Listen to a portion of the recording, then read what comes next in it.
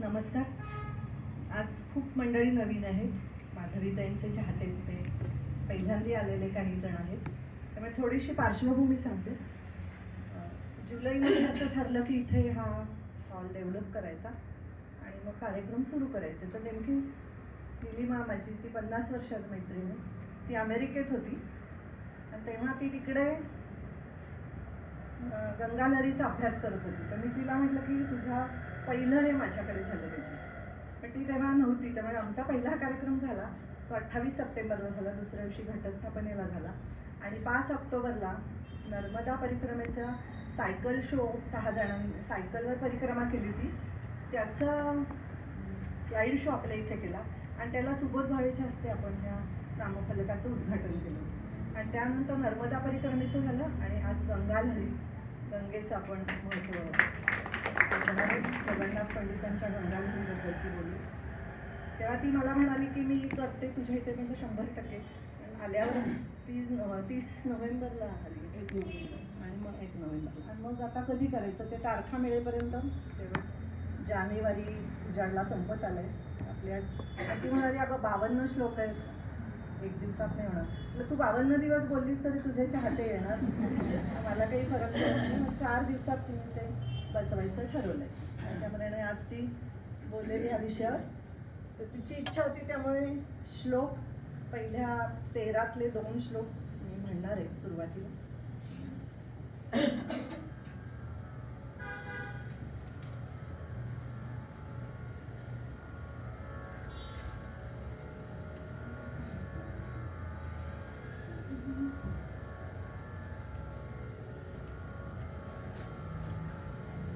समृद्धं सौभाग्यं सकलवसुधाया किमपीतं महेश्वर्यलीला जनितजगतः खण्डपरशोः श्रुतीनां सर्वस्वं सुकृतमथ मूर्तं सुमनसां सुधा सौन्दर्यन्ते सलिलमशिवन्नः शमयतु. सुधा सौन्दर्यन्ते सलिलमशिवन्नः शमयतु. दरिद्राणां दैन्यं दुरितमथ दुर्वासनहृदां द्रुतं दूरीकुर्वन् सकृदुपगतो दृष्टिसरणिम् अपि द्राग्विद्या द्रुमदलनदीक्षा गुरुरिह प्रवाहस्ते वारान् श्रियमयमपारान् दिशतु नः. प्रवाहस्ते वारान् श्रियमयमपारान् दिशतु नः. नमस्कार.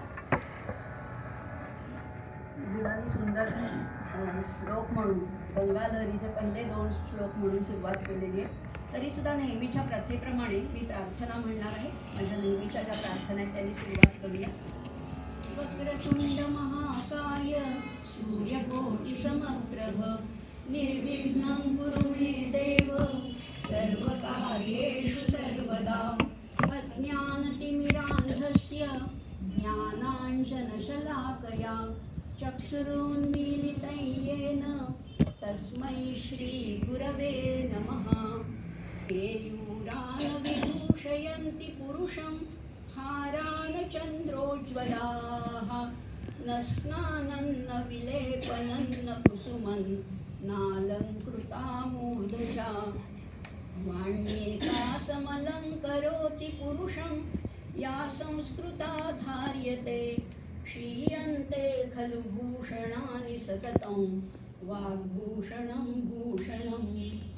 गंगा गंगेति यो ब्रूयात् योजनानां शतैरपि मुच्यते सर्वपापेभ्यो विष्णुलोकं स गच्छति. हरिर्नारायणो गंगा गंगा नारायणो हरिः. हरिर्विश्वेश्वरो गंगा गंगा विश्वेश्वरो हरिः. नमस्कार. अशा 5 प्रार्थना आपण म्हणत्या. उद्या गणेश चतुर्थी आहे आणि आपण नेहमीच कुठल्याही कार्याला सुरुवात करताना वक्रतुंड महाकाय किंवा विघ्नहर्त्याला वंदन करतो. म्हणजे कुठल्याही कार्यात, अगदी आपल्या ह्या 4 दिवसाच्या प्रवचन मालेत सुद्धा कुठलंही विघ्न येऊ नये अशी आपली अपेक्षा आहे. त्यामुळे पहिलं वंदन विघ्नहर्त्याला केलंय. दुसरं वंदन अर्थातच सद्गुरूंना केलेलं आहे की ज्यांनी अज्ञान आमचं दूर केलं आणि हा ज्ञानाचा प्रकाश आमच्या जीवनामध्ये पसरवलेला आहे, अशा गुरूंना वंदन केलंय. तिसरं वंदन आहे ते वाणीची देवता जी शारदा माता, तिला वंदन केलंय. कारण आपण जो संवाद साधणार आहोत तो वाणीच्याच माध्यमातून साधतो, त्यामुळे तिला वंदन केल्याशिवाय माझ्या कुठल्याच कार्यक्रमाला मी सुरुवात करत नाही. तिचे आशीर्वाद फार महत्त्वाचे आहेत. कारण आपला हा सगळा संवाद आहे किंवा एकूणच जी देवाणघेवाण आहे ती वाणीच्या माध्यमातून, म्हणून तिला तिसरं वंदन केलंय. पुढचं वंदन अर्थातच जो आजचा आपला आराध्य विषय, आज आपण ज्या विषयावर बोलणार आहोत त्या गंगेला वंदन केले. गंगा गंगेति यो ब्रूयात् योजनानां शतैरपि मुच्यते सर्व पापेभ्यो विष्णू लोकं स गच्छति असंही म्हटलेलं आहे. आणि पुढे म्हटलेलं आहे हरी नारायणो गंगा. गंगा म्हणजे कोणी? हरी नारायणो गंगा, गंगा नारायणो हरी. पुन्हा तेच सांगितलंय वेगळ्या पद्धतीने. आणि हरी विश्वेश्वरो गंगा, गंगा विश्वेश्वरो हरी असंही तिचं वर्णन केलेलं आहे. या गंगेच्या बद्दल आपण आता पुढचे 4 दिवस बोलणार आहोत. कारण ही गंगा लहरी आहे काय, त्याचं महत्त्व काय आहे, तो सण केव्हा साजरा करतात, हे सगळं आपण जाणून घेणार आहोत. आता कालच खरं तर प्रजासत्ताक दिन झाला, त्यामुळे काल आपल्याला देशप्रेमाची अनेक गीतं आपली ऐकली असतील. पण जर का आपल्या देशाची, भारत देशाची बाहेरच्या जगात ओळख म्हटलं तर सगळ्यात पहिलं त्यांना आठवतं, कुठल्याही परदेशी व्यक्तीला भारत किंवा इंडिया म्हटल्यानंतर काय आठवतं, तर पहिला हिमालय आणि दुसरी गंगा. त्यामुळे गंगेचं महत्त्व परदेशात सुद्धा पोहोचलेलं आहे. एक जर्मन तत्ववेत्ता, जेव्हा आपला एक भारतीय विद्यार्थी त्याच्याकडे गेला तेव्हा त्यांच्याशी गप्पा मारता मारता सहजच विषय निघाला आणि तेव्हा तो म्हणाला की तू किती भाग्यवान आहे, ज्या देशात गंगा वाहते अशा देशातनं तू आलायस, त्यामुळे तुला नमस्कार माझा असं म्हणून त्यांनी आदराने त्याच्याशी बोलणं सुरू केलं. त्यामुळे गंगेला संपूर्ण जगभरात महत्त्व आहे. अशी गंगा एवढी का पवित्र आहे, एवढं काय तिचं महत्त्व आहे. आणि खरंच आहे, आपल्या सगळ्या हिंदी गाण्यांमध्ये सुद्धा गंगेचं वारंवार उल्लेख आलेला आहे की जिस देश में गंगा बहती है, जिस देश में गंगा रहता है, किंवा गंगा की लहरें वगैरे अनेक गाण्यामध्ये सुद्धा गंगेचं आहे. कारण गंगा हे खरं तर आपल्या आयुष्याचा एक भाग बनून गेलेली अशी गंगा आहे. म्हणजे बघा ना, गंगा ती तिकडे वाहते, हिमालयातनं उगम पाहून गंगोत्री किंवा गोमुख पासून उगम पाहून ती कशी समुद्राला मिळते, गंगासागरपर्यंत, हे आपल्याला माहिती आहे. पण कुठल्याही गावातल्या नदीला गंगाच म्हटलं जातं, कुठल्याही गावातली, मग ती गोदावरी असो, कृष्णा असो, कुठलीही नदी असली तरी तिला गंगाच म्हटली जाते. आणि त्या व्यतिरिक्तही गंगा नावाने प्रचलित असलेल्या अनेक नद्या आपल्या देशात आहेत. वैनगंगा आहे, पैनगंगा आहे, पाताळगंगा आहेत, अशा अनेक गंगा आहेत. पण आता ही जी आपण खरी गंगा, खरी म्हणजे जी आपल्याला पवित्र आहे, माते समान आहे, त्या गंगेबद्दल काय आपण जाणून घेणार आहोत. आणि त्याच्यामध्ये अनेक कथा आहेत, अनेक कवनं आहेत, अनेक लोककथा सुद्धा त्याच्यामध्ये आलेल्या आहेत किंवा ऐतिहासिक पौराणिक कथा सुद्धा आहे.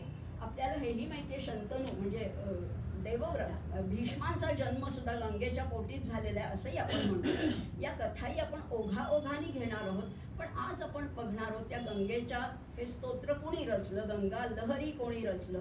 अनेक लहरी आहेत बरं का, म्हणजे सौंदर्य लहरी आहेत, गंगा लहरी आहेत, अशा अनेक लहरी संस्कृत काव्यामध्ये आढळतात. पण या गंगा लहरी रचल्या कोणी, त्याचं महत्त्व काय आहे, आणि हा गंगेचा सण किंवा जो उत्सव आहे तो केव्हा साजरा करतात हे आपण आजच्या भागामध्ये बघणार आहोत. तर हे गंगावतरण, आता आपल्याला सगळ्यांनाच माहिती, ही गंगा कुठनं आली तर ती स्वर्गातनं या पृथ्वीवर आली. पण ती इतक्या वेगाने आली की तिचा वेग या पृथ्वीला सहन होईल का नाही अशी शंकरांना काळजी वाटली. आणि या पृथ्वीचं रक्षण करण्यासाठी, त्या वेगापासनं, त्या आवेगापासनं रक्षण करण्यासाठी त्यांनी पहिल्यांदा ती आपल्या जटेमध्ये धारण केली आणि या जटेतनं ती पुन्हा पृथ्वीवरती सोडली.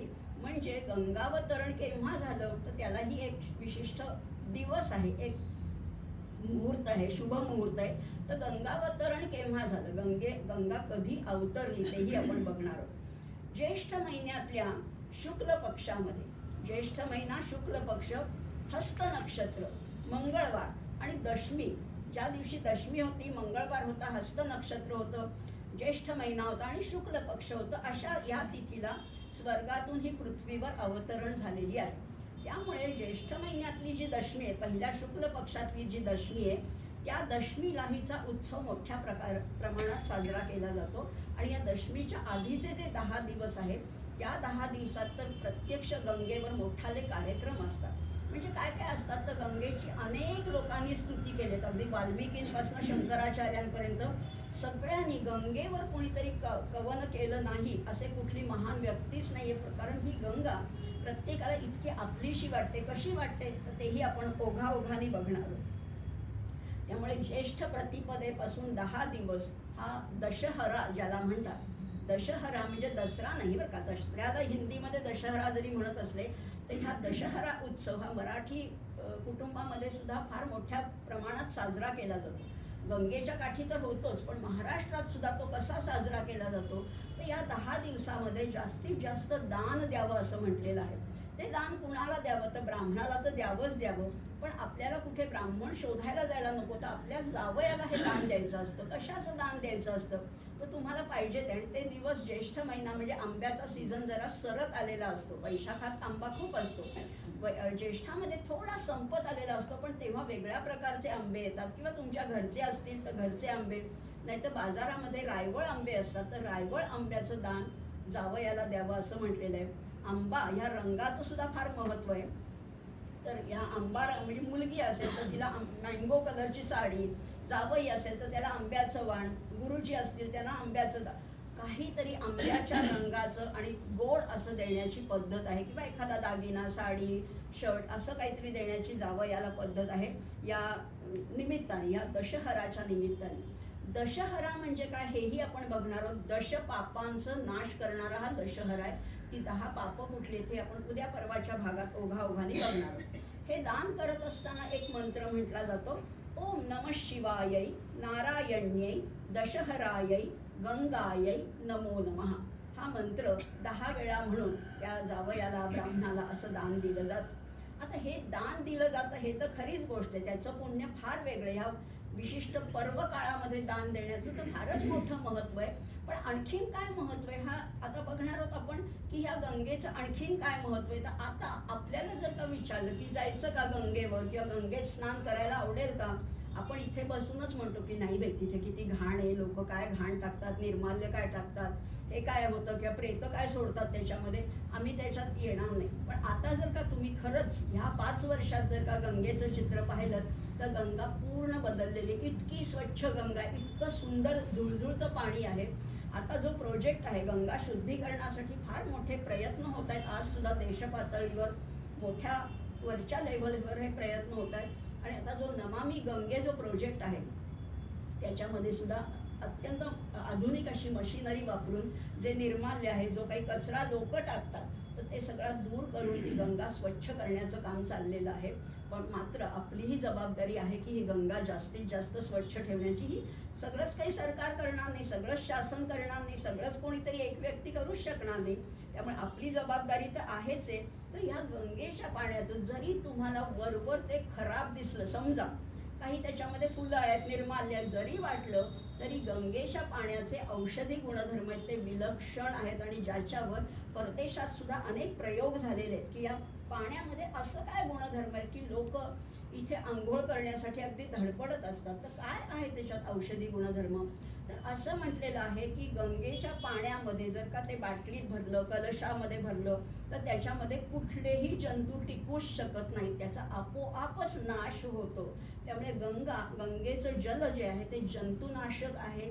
त्याच्यामुळे कुठलेही तुमचे पोटाचे आजार, श्वासाचे आजार, त्वचेचे आजार सुद्धा दूर होतात असंही म्हटलंय. आणि म्हणूनच लोक गंगा किनारी आंघोळीसाठी जातात आणि बऱ्याच प्रमाणात ते शुद्ध होऊन येतात असंही म्हटलेलं आहे. आता हे कशामुळे झालं असेल तर ज्या प्रदेशातून ही गंगा वाहत येते, जिथे तिचा उगम आहे तिथपासून वाहत येताना त्याच्यामध्ये अनेक खनिज पदार्थ मिसळलेले आहेत. आणि म्हणून आणि त्या वेगामुळे सुद्धा ते खनिज पदार्थ एका विशिष्ट वेगामुळे त्याच्यामध्ये ते घासले जातात, घर्षण होतं आणि तिच्यामध्ये मिसळले जातात. त्यामुळे त्या गंगेचं पाणी अतिशय शुद्ध आहे. कितीही तुम्हाला बाहेरून वाटत असलं तरी गंगा नक्की शुद्धच आहे. आणि ह्याच्या मागे ऋषींनी तपश्चर्या केली आणि ऋषींच्या तपश्चर्येचंही पवित्रपणा त्या गंगेला मिळालेला आहे.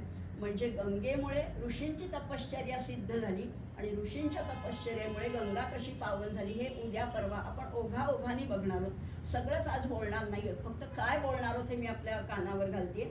याच्यामध्ये काही कथा येतील, कवनं येतील, काही नावं, गंगेची अनेक नावं आहेत, अनेक कवी आहेत, ह्याच्यातलं वृत्त कुठले हेही आपण बघणार आहोत. किंवा देवदत्त भीष्मांचा जन्म कसा झाला हेही थोडक्यात बघणार आहोत. त्यामुळे ह्या गंगेच्या प्रवाहाचं एकच महत्त्व आहे की त्याला ताजेपण आहे.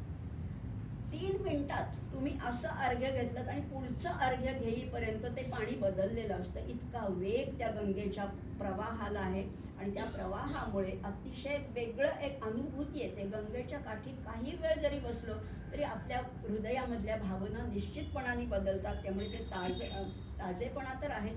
पण एक मात्र गोष्ट सांगते बरं का, आता आपण ऋषिकेशला गेलो, हरिद्वारला गेलो किंवा कुठेही गंगेच्या काठी ज्या एखाद्या हॉटेलमध्ये तुम्ही राहिलात, धर्मशाळेत राहिलात, तर कोणीतरी म्हणतं गंगेत स्नान केलं का, गंगा स्नान झालं का. तर आपल्याला इतरही लोक सांगतात, आपल्यालाही वाटतं की अहो ह्या इथे काही मुद्दाम गंगेत जाऊन स्नान करायला पाहिजे असं नाही आहे. हॉटेलच्या पाण्याला जे पाणी येतं, नळाला जे पाणी येतं तेही गंगेचंच पाणी आहे. त्यामुळे तुम्ही हॉटेलमध्ये आंघोळ केली तरी चालेल, बरोबर आहे, तत्वतः बरोबरच आहे. पण तरीसुद्धा त्याच्यामध्ये एक दोष आहे की गंगेचं पाणी गरम केलं की त्याच्यातलं ते गुणधर्म जातात. गंगेचं पाणी गरम केलं की मग त्याच्यातले सगळे गुणधर्म नाहीसे होतात. मग ते साधं पाणी आंघोळ करायला काहीच कळत नाही, तुम्हाला ते गंगा स्नानाचं पुण्य नक्कीच त्याच्यामुळे लाभणार नाही. त्यामुळे गंगा स्नान ते गंगेवर जाऊनच करायला पाहिजे. त्या सूर्याला अर्घ्य देऊन केलं तर आणखीन चांगलं. किंवा कर्णाच्याही गोष्टीमध्ये आपण पाहतो की त्याला जेवढं सूर्याचं वेड होतं तेवढंच त्याला गंगेचं वेड होतं, सारखा तो गंगेवर जायचा, असंही आपण कर्णाच्या कथेमध्ये पाहिलेलं आहे. आता ह्या आपण जो आजपासनं जो विषय अभ्यासाला घेणार आहोत तो विषय आहे गंगा लहरी. आता गंगा लहरी कोणी रचलेले, हे 52 कडव्याचं काव्य आहे, 52 श्लोक आहेत त्याच्यामध्ये. या श्लोकांचं वृत्त जे आहे ते शिखरिणी वृत्तामध्ये, आपण लहानपणी शिकलेलं वृत्त, तर शिखरिणी वृत्तामध्ये हे संपूर्ण काव्य रचलेलं आहे. कोणी रचलेलं आहे, कसं रचलेलं आहे, काय त्याच्या मागे प्रसंग घडला, काय घटना घडल्या, हे आपण आधी कथा समजून घेणार आहोत आणि मग प्रत्यक्ष श्लोकांना प्रारंभ करणार आहोत. कथा अशी आहे, पंडितराय जगन्नाथ, ह्याच्यावर एक नाटकही होतं, त्यामुळे पंडितराज जगन्नाथ हे नाव तरी तुम्ही नक्कीच ऐकलं असेल. या पंडितराज जगन्नाथांनी हे काव्य रचले. कोण होते हे पंडितराज जगन्नाथ, कुठले होते, कधी जन्म झाला, आई वडील कोण, असा जर प्रश्न पडला असेल तर आपण त्याची सगळी उत्तरं ह्याच्यात जाणून घेणार आहोत. आंध्र प्रदेशामध्ये मुंगूज नावाचं एक गाव आहे. मुंगूज किंवा मुंगडा असं दोन्ही त्याला म्हणतात. त्या गावामध्ये बेगिनाड नावाचं एक घराणं आहे, एक कुळ आहे, वंश आहे असं म्हटलं तरी चालेल. त्या बेगिनाड घराण्यामध्ये एक पेरू भट्ट आणि लक्ष्मी देवी असं एक दाम्पत्य होतं. आंध्र म्हणजे तेलंगी घराणं असं म्हणतात, तसे हे पेरू भट्ट आणि लक्ष्मी देवी असं दोघं दाम्पत्य होतं. यांच्या पोटी या जगन्नाथाचा जन्म झाला इसवी सन 1550 मध्ये. 1550 मध्ये या जगन्नाथाचा जन्म झाला. गोत्र कुठलं होतं असं विचाराल तर कौंडिण्य गोत्र आहे, देशस्थ ऋग्वेदी ब्राह्मण आहे आणि त्याला पिता म्हणजे त्यांचे जे वडील होते पेरू भट्ट होते ते इतके काशीतले प्रख्यात विद्वान होते, राहत होते आंध्रमध्ये, पण काशीमध्ये त्यांनी फार मोठा शास्त्रार्थ गाजवलेला होता. त्यांना अनेक ग्रंथांचं, अनेक विद्यांचं ज्ञान होतं. अशा पेरू भट्टांकडे लहानपणापासूनच या जगन्नाथांनी शिक्षण घ्यायला सुरुवात केली. हा जगन्नाथ अतिशय तल्लख बुद्धीचा होता, अत्यंत विद्वान, अत्यंत चाणाक्ष होता. त्यामुळे लहानपणीच यांनी सगळं जेवढं वडील शिकवतील तेवढं आत्मसात करत होता. हा हळूहळू शिकत वडिलांकडे शिकला. त्याच्यानंतर अनेक इतरही त्यांना गुरु मिळाले. ज्ञानेंद्र भिक्षू आहेत, महेंद्र आहे, खंडदेव आहे, शेषवीरेश्वर अशा गुरूंकडेही यांनी शिक्षण घेतलं आणि हा अतिशय विद्वान म्हणून प्रसिद्ध झाला. कर्नाटकात असतानाच तो एका राजाकडे गेला, पण राजाने काही फारशी त्याची कदर केली नाही आणि म्हणून त्याला खूप राग आला. आता हा जो जगन्नाथ होता तो अतिशय विद्वान जरी असला तरी अतिशय संतापी सुद्धा होता. थोडासा काय म्हणतात विद्येचा त्याला गर्वही झालेला होता. त्यामुळे थोडासा उद्धटपणाकडे झुकणारा असा होता. पण हा दोष नाहीये बरं का, हा दोष मानायचाच नाहीये, कारण त्याची कीर्ती इतकी सर्वदूर पसरली होती. अगदी तंजावरपासून जयपूर, दिल्लीपर्यंत, आग्रा, काशी, मथुरा इथपर्यंत त्याची सगळी कीर्ती पसरली होती. थोडासा गर्विष्ठ, थोडासा उद्धट जरी असला तरी त्याच्या त्या ज्ञानाला ते शोभत होतं. किंवा उलटं म्हणायचं झालं तर आत्मनिवेदन भक्ती जी आहे ना आपल्या अध्यात्मामध्ये किंवा अगदी समर्थांच्या दासबोधामध्ये सुद्धा जी आत्मनिवेदन भक्ती सांगितलेली आहे, किंवा सगळेच संत आहेत ते संत सगळेच आपल्या आराध्य दैवतावर आपला अधिकार मानतात. म्हणजे बघा हा, जनाबाईनी तर म्हटलंय धरीला पंढरीचा चोर. आता त्या विठुरायाला तिने चोर म्हटलंय, म्हणजे तिला उद्धट म्हणायचं का? नाही, कारण तिचं ते प्रेम आहे. नामदेव सुद्धा म्हणतात आम्ही भक्त म्हणून तू भक्त वत्सल, आम्ही आहोत म्हणून तुझं आहे, तुझं तुला नाही तर कोण विचारते. असं विठोबाला खणसावून विचारणारे भक्त यांना उद्धट म्हणायचं का? नाही. तर तसंच कबीर सुद्धा काय म्हणतात? कबीर म्हणतात राम हमारा जप करे हम बैठे आराम. राम आमचा जप करतोय, आम्ही आराम बैठो. म्हणजे हे उद्धटपणाच आहे का? तर तशाच कॅटेगरीतला किंवा तशाच जातीतला हा जगन्नाथ होता, त्यामुळे त्याला उद्धट म्हणता येणार नाही, पण शीघ्र कॉपी होता. मात्र जरा त्याच्या असं मनाविरुद्ध झाला, कोणी थोडासा जरी अपमान केला, त्याच्या विद्येचा अपमान केला, तर त्याला ते सहन होत नसे असा हा जगन्नाथ. त्याची कीर्ती आता इतकी वाढत चालली आणि कर्नाटकामध्ये, आंध्रमध्ये त्याची कोणी फारशी दखल घेतली नाही. म्हणून तो कुठे गेला तर तो उत्तरेकडे गेला. उत्तरेला कुठे गेला तर जयपूरमध्ये तो गेला. आणि जयपूरकडे, आणि जेव्हा तो लहान होता, आता अर्थात पूर्वीच्या प्रथेप्रमाणे लवकरच लग्न व्हायचं ना, साधारणपणे लवकरच लग्न व्हायचं. तसंच वडिलांनी याचं लग्न लवकर लावून दिलं. त्याची पत्नी सुद्धा तेवढीच रसिक होती, विदुषी होती. तिचं नाव होतं भामिनी. अतिशय तेजस्वी होती. भा म्हणजे तेज आणि भामिनी म्हणजे अत्यंत तेजस्वी होती. त्याच्यापेक्षा लहान होती, पण अत्यंत म्हणजे ह्याला अगदी साजेशी म्हणतात तशी पत्नी होती. पण दुर्दैव काय आहे की तिचं लवकर निधन झालं. ती अगदी लहानपणीच लवकरच गेली. त्यामुळे ह्याला अतिशय दुःख झालं आणि त्या दुःखापोटी, ह्या अपमानापोटी, कर्नाटकच्या राजांनी केलेला अपमान होता, त्यामुळे हा मुलगा, हा जगन्नाथ, जो लहानसा जगन्नाथ होता, लग्न झालं असलं तरी वयाने लहानच होता, हा उत्तरेकडे गेला. त्यापूर्वी त्याने आपल्या पत्नीच्या स्मरणार्थ भामिनी विलास नावाचं एक मोठं काव्य लिहिलेलं आहे. भामिनी विलास हे काव्य आहे. नंतर अनेक काव्य, अश्वघाटी आहे, किंवा वाङ्मयशास्त्रावर त्यांनी रसगंगाधर हा नावाचा एक फार सुंदर ग्रंथ लिहिला. असे अनेक ग्रंथ त्याच्या नावावर आहेत. 18 ग्रंथ त्यांनी फार मोठे मोठे आणि अत्यंत विद्वत्ता प्रचूर असे ग्रंथ लिहिले होते. आणि आता हा गेला उत्तरेकडे, जयपूर राजाकडे गेला. जयपूर नरेश जो होता त्याचं नाव होतं राजा भगवानदास. या भगवानदासाकडे गेला आणि तिथे त्यांनी आपली कला किंवा आपलं काय पांडित्य आहे ते सगळं सादर केलं. आणि या सादर केल्यावर त्यांनी त्याला त्या भगवानदास नावाचे जे जयपूर नरेश होते ते अतिशय त्याच्यावर प्रसन्न झाले आणि ते म्हणले आता तू माझ्याच दरबारात राहा. त्यामुळे तो तिथे जयपूरला राहायला लागला. जगन्नाथ जयपूरला राहायला लागले.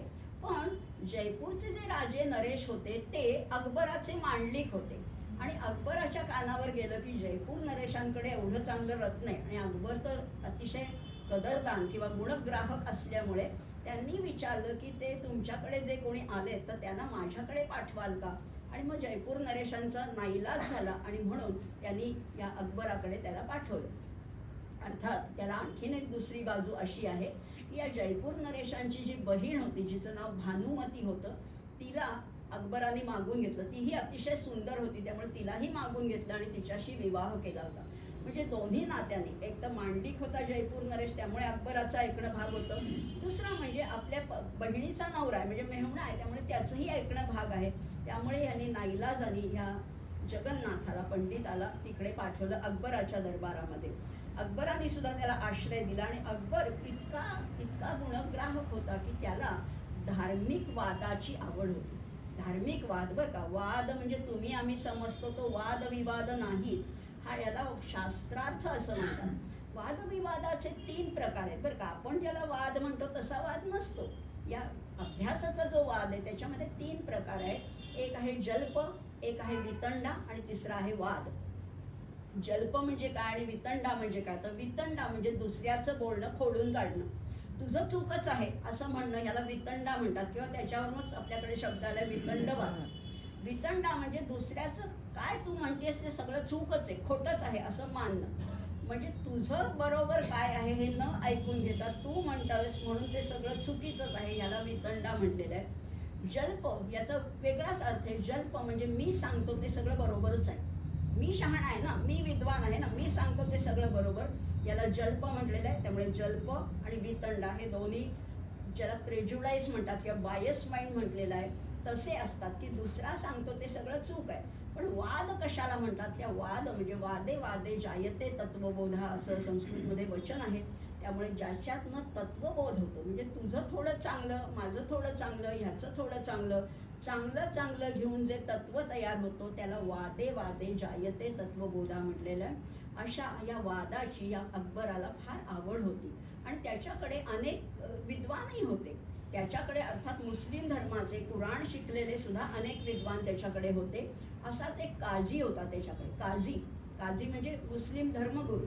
या काझीला सुद्धा त्यांनी बोलवलं होतं आणि काझी त्याच्या दरबारात होतं. या काझीचा पराभव म्हणजे काझीशी यांनी या जगन्नाथाची आणि काझीची गाठ घालून दिली आणि त्या दोघांनी जो शास्त्रार्थ केला त्या शास्त्रार्थामध्ये या जगन्नाथाने त्या काझीचा पराभव केला.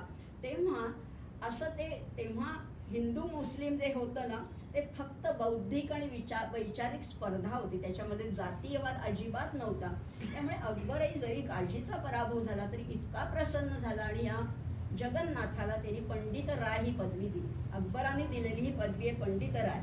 आणि मग या पंडितराय पदवी दिल्यामुळे पुन्हा त्याची ती दिग्विजय यात्रा शंकराचार्यांच्या ह्याच्यात आपण पाहिले, जेव्हा एखादा श्रेष्ठ विद्वान सर्वश्रेष्ठ होतो तेव्हा त्याची दिग्विजय यात्रा काढतात आणि त्याच्यामध्ये कोणी आव्हान दिलं आणि जर का त्याचा पराभव केला तर मग तो दिग्विजयी ठरत नाही. असा हा दिग्विजयही करून आलेला असा हा पंडितराज होता. आता हा पंडितराज इतका विद्वान होता त्यामुळे अकबर इतका प्रसन्न झाला. तो म्हणला आता तू माझ्याच दरबारात राहा आणि माझी मुलगी जी आहे, आता अकबराची पत्नी होती ती भानुमती होती, म्हणजे मुस्लिम आणि हिंदू होतं, पण त्याच्या मुलीचं नाव त्यांनी भामिनीच ठेवलं होतं. अकबराच्या मुलीचं नावही भामिनी होतं आणि तिला प्रेमाने किंवा टोपण नाव होतं ते लवंगी असं तिचं टोपण नाव होतं. आणि त्या लवंगीला संस्कृत शिकवण्यासाठी एका पंडिताची आवश्यकता होती आणि म्हणून त्यांनी जगन्नाथाला विचारलं की तू माझ्या मुलीला संस्कृत शिकवशील का? आनंदानेच यांनी परवानगी दिली आणि त्यांची शिकवणी सुरू झाली. अशी शिकवणी व्यवस्थित चालली. तीही अतिशय काय म्हणतात ग्रास्पिंग होतं तिच्याकडे, रिसेप्टिव्हिटी होती. त्यामुळे तिनेही चटकन सगळं संस्कृत शिकून घेतलं. आता ती अर्थातच छोटी लहान मुलगी होती, आता ती मोठी होत चालली ती. एकदा काय झालं, अकबर राजा आणि हा जगन्नाथ जरा बोलत होते, काहीतरी चर्चा करत होते आणि तेवढ्यात अकबराला तहान लागली आणि म्हणून त्यांनी आपल्या मुलीला सांगितलं, लवंगीला सांगितलं की जरा माझ्यासाठी पाणी घेऊन या. पाणी घेऊन ये म्हटल्यावर ती पाणी घेऊन आली. आता अर्थात राजाचीच मुलगी कशात पाणी आणणार, सुवर्णाच्या कुंभामध्ये तिने पाणी आणलं आणि डोक्यावरनं आणलं. बरंच पाणी असेल कदाचित, पण तिने डोक्यावरनं पाणी आणलं आणि ती आणलं पाणी आणि परत ती घेऊन जाताना जशी पाठमोरी होती तेव्हा पंडितराय काय म्हणाले, जगन्नाथ काय म्हणाला असेल तर थोडंसं वेगळं वर्णन आहे. आता अर्थातच पूर्वीचा हा 16व्या शतकातला काळ आहे. थोडं वर्णन क्वचित कधीतरी अश्लीलपणाकडे झुकणारं सुद्धा वाटेल तुम्हाला, पण आपण ते घ्यायचं नाही. आपण त्याच्यातला जो ग्राह्य भाग आहे, जे सौंदर्य आहे तेवढंच घ्यायचं. आता ही मुलगी तो सुवर्णाचा कुंभ घेऊन जाताना हा जगन्नाथाला लगेचच प्रत्येक वेळेस तो प्रसंगोचित काव्य रचायचा. ही कन्या जात असताना तो म्हणाला, इयं सुस्तनी मस्त कन्यस्त कुंभा, इयं सुस्तनी मस्त कन्यस्त कुंभा, कुसुंभारुणं चारु चैलं दधाना, समस्त लोकस्य चेतः प्रवृत्तिं गृहीत्वा घटे स्थाप्य यातीव भाती. अर्थ काय आहे?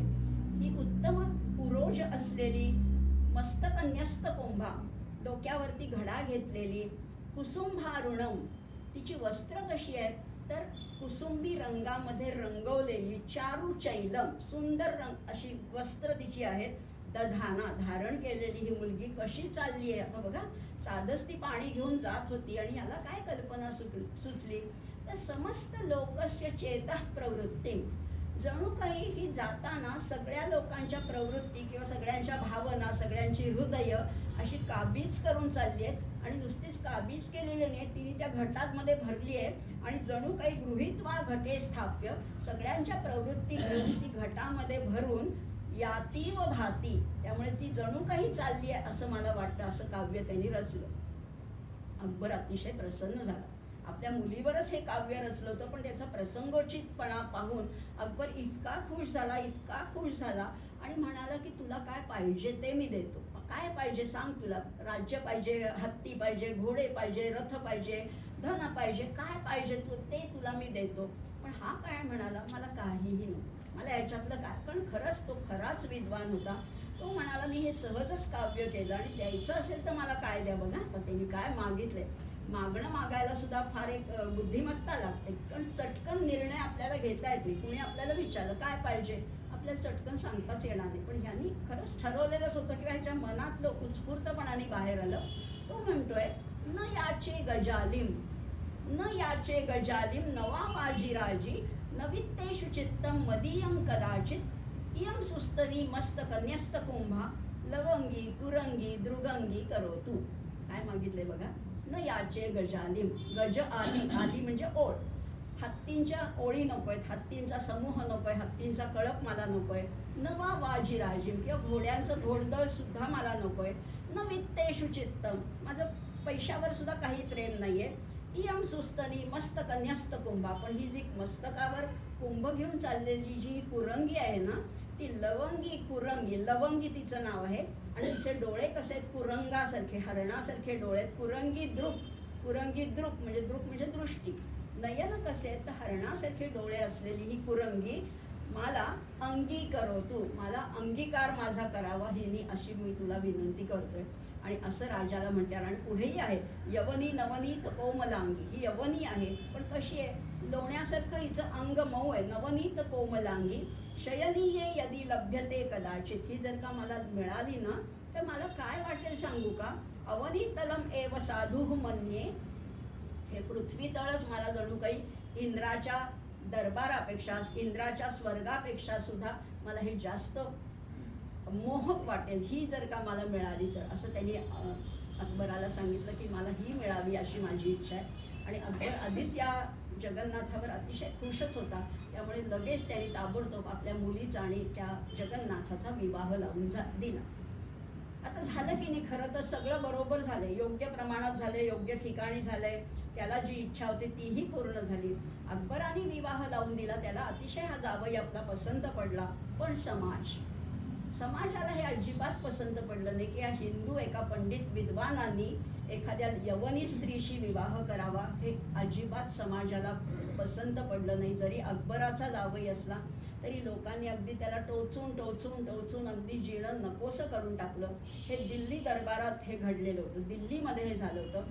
आता या टीकेला, या समाजाच्या छळाला त्रासून तो म्हणाला आता इथे राहणंच नको. आणि म्हणून समाजाकडून खूप टीका झाली. तर तेव्हा तो तिथनं ते दोघंही, ती लवंगी आणि जगन्नाथ हे उभयता काशीला आले. शेवटी काशीला आले आणि काशीमध्ये राहायला लागले. त्यांना म्हटलं आता इथे कोणी आम्हाला त्रास देणार नाही. खरंच त्रास तसा दिला नाही, पण हे सगळं कळत असतंच ना. काशीपर्यंत हेही पोचलं की एका हिंदू आणि एका मुस्लिम स्त्रीचा विवाह झालाय आणि हे दोघे इथे राहतात. त्याच्यात भर पडली त्या पंडिताच्या थोड्याशा उद्धटपणामुळे. हा जगन्नाथ होता, तो बाकी कुणाचंही ऐकून तसा घेत नव्हता. त्यांनी काय केलं, त्या काशीचे जे विद्वान होते, फार मोठे विद्वान, काशीमध्ये, काशी ही नगरीच मुळी ज्ञानपुरी आहे, तिथे अनेक विद्वान राहत असतात.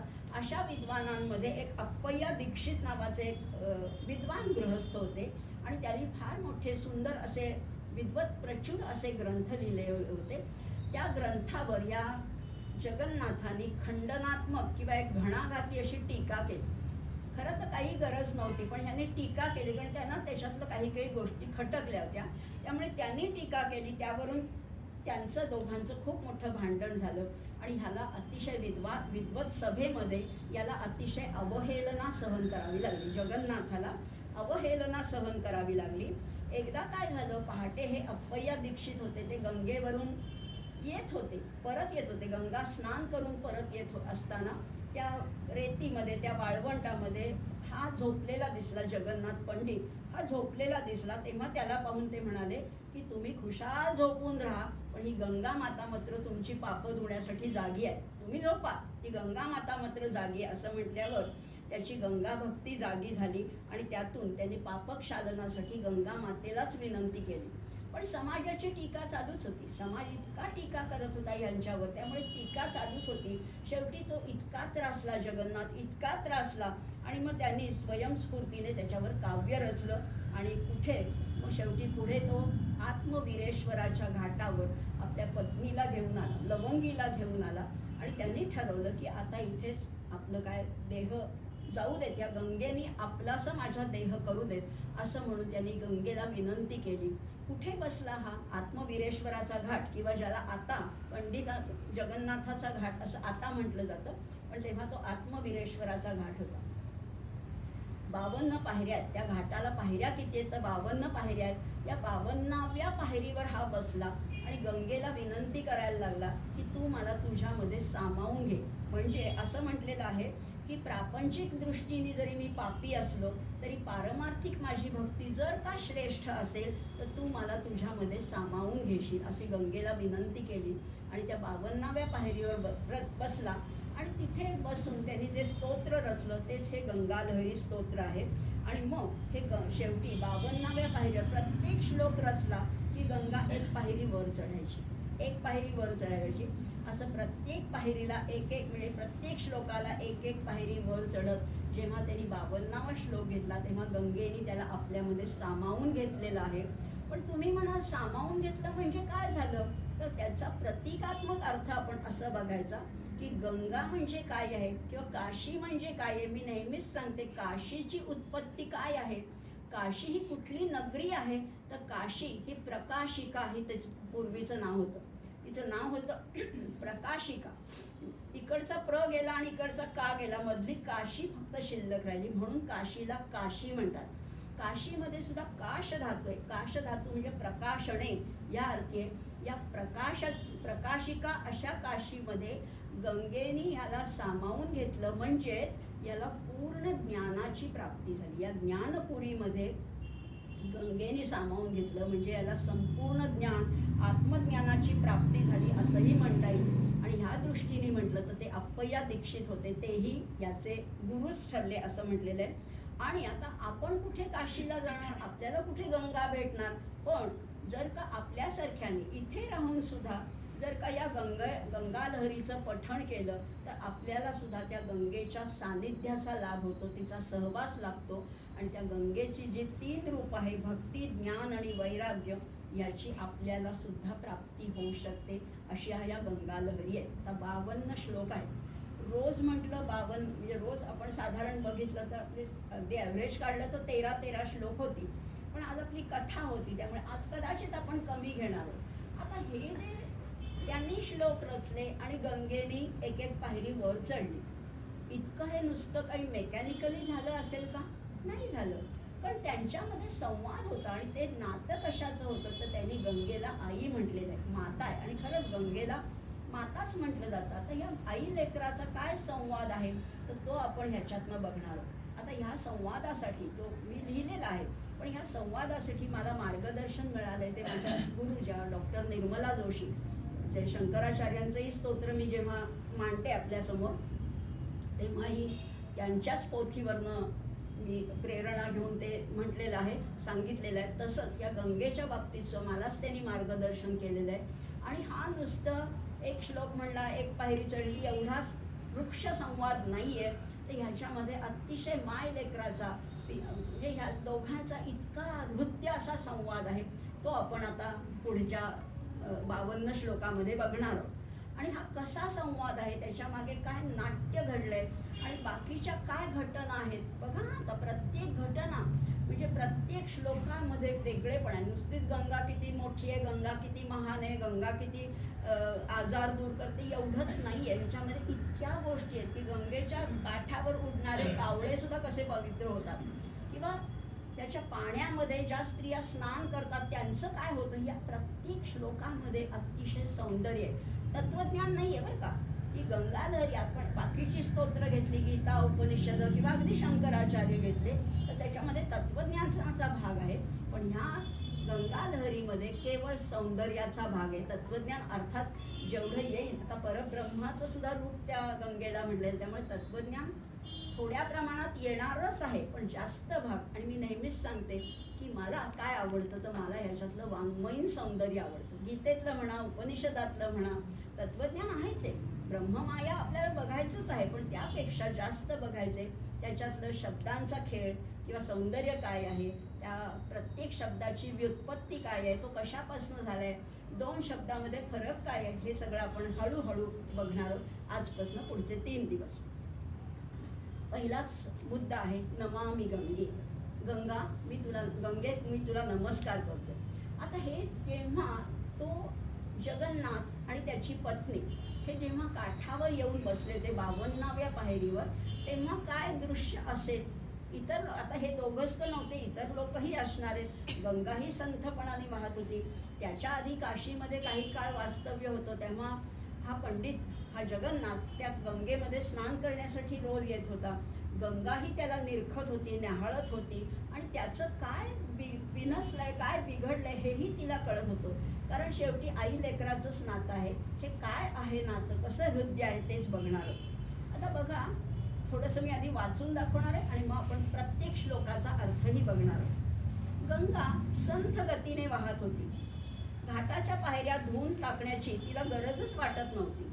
तिचा प्रवाह घाटाच्या पहिल्या पायरीच्याही खालून वाहत होता, पण नजर मात्र घाटाच्या शेवटच्या उंच पायऱ्यांपर्यंत जात होती.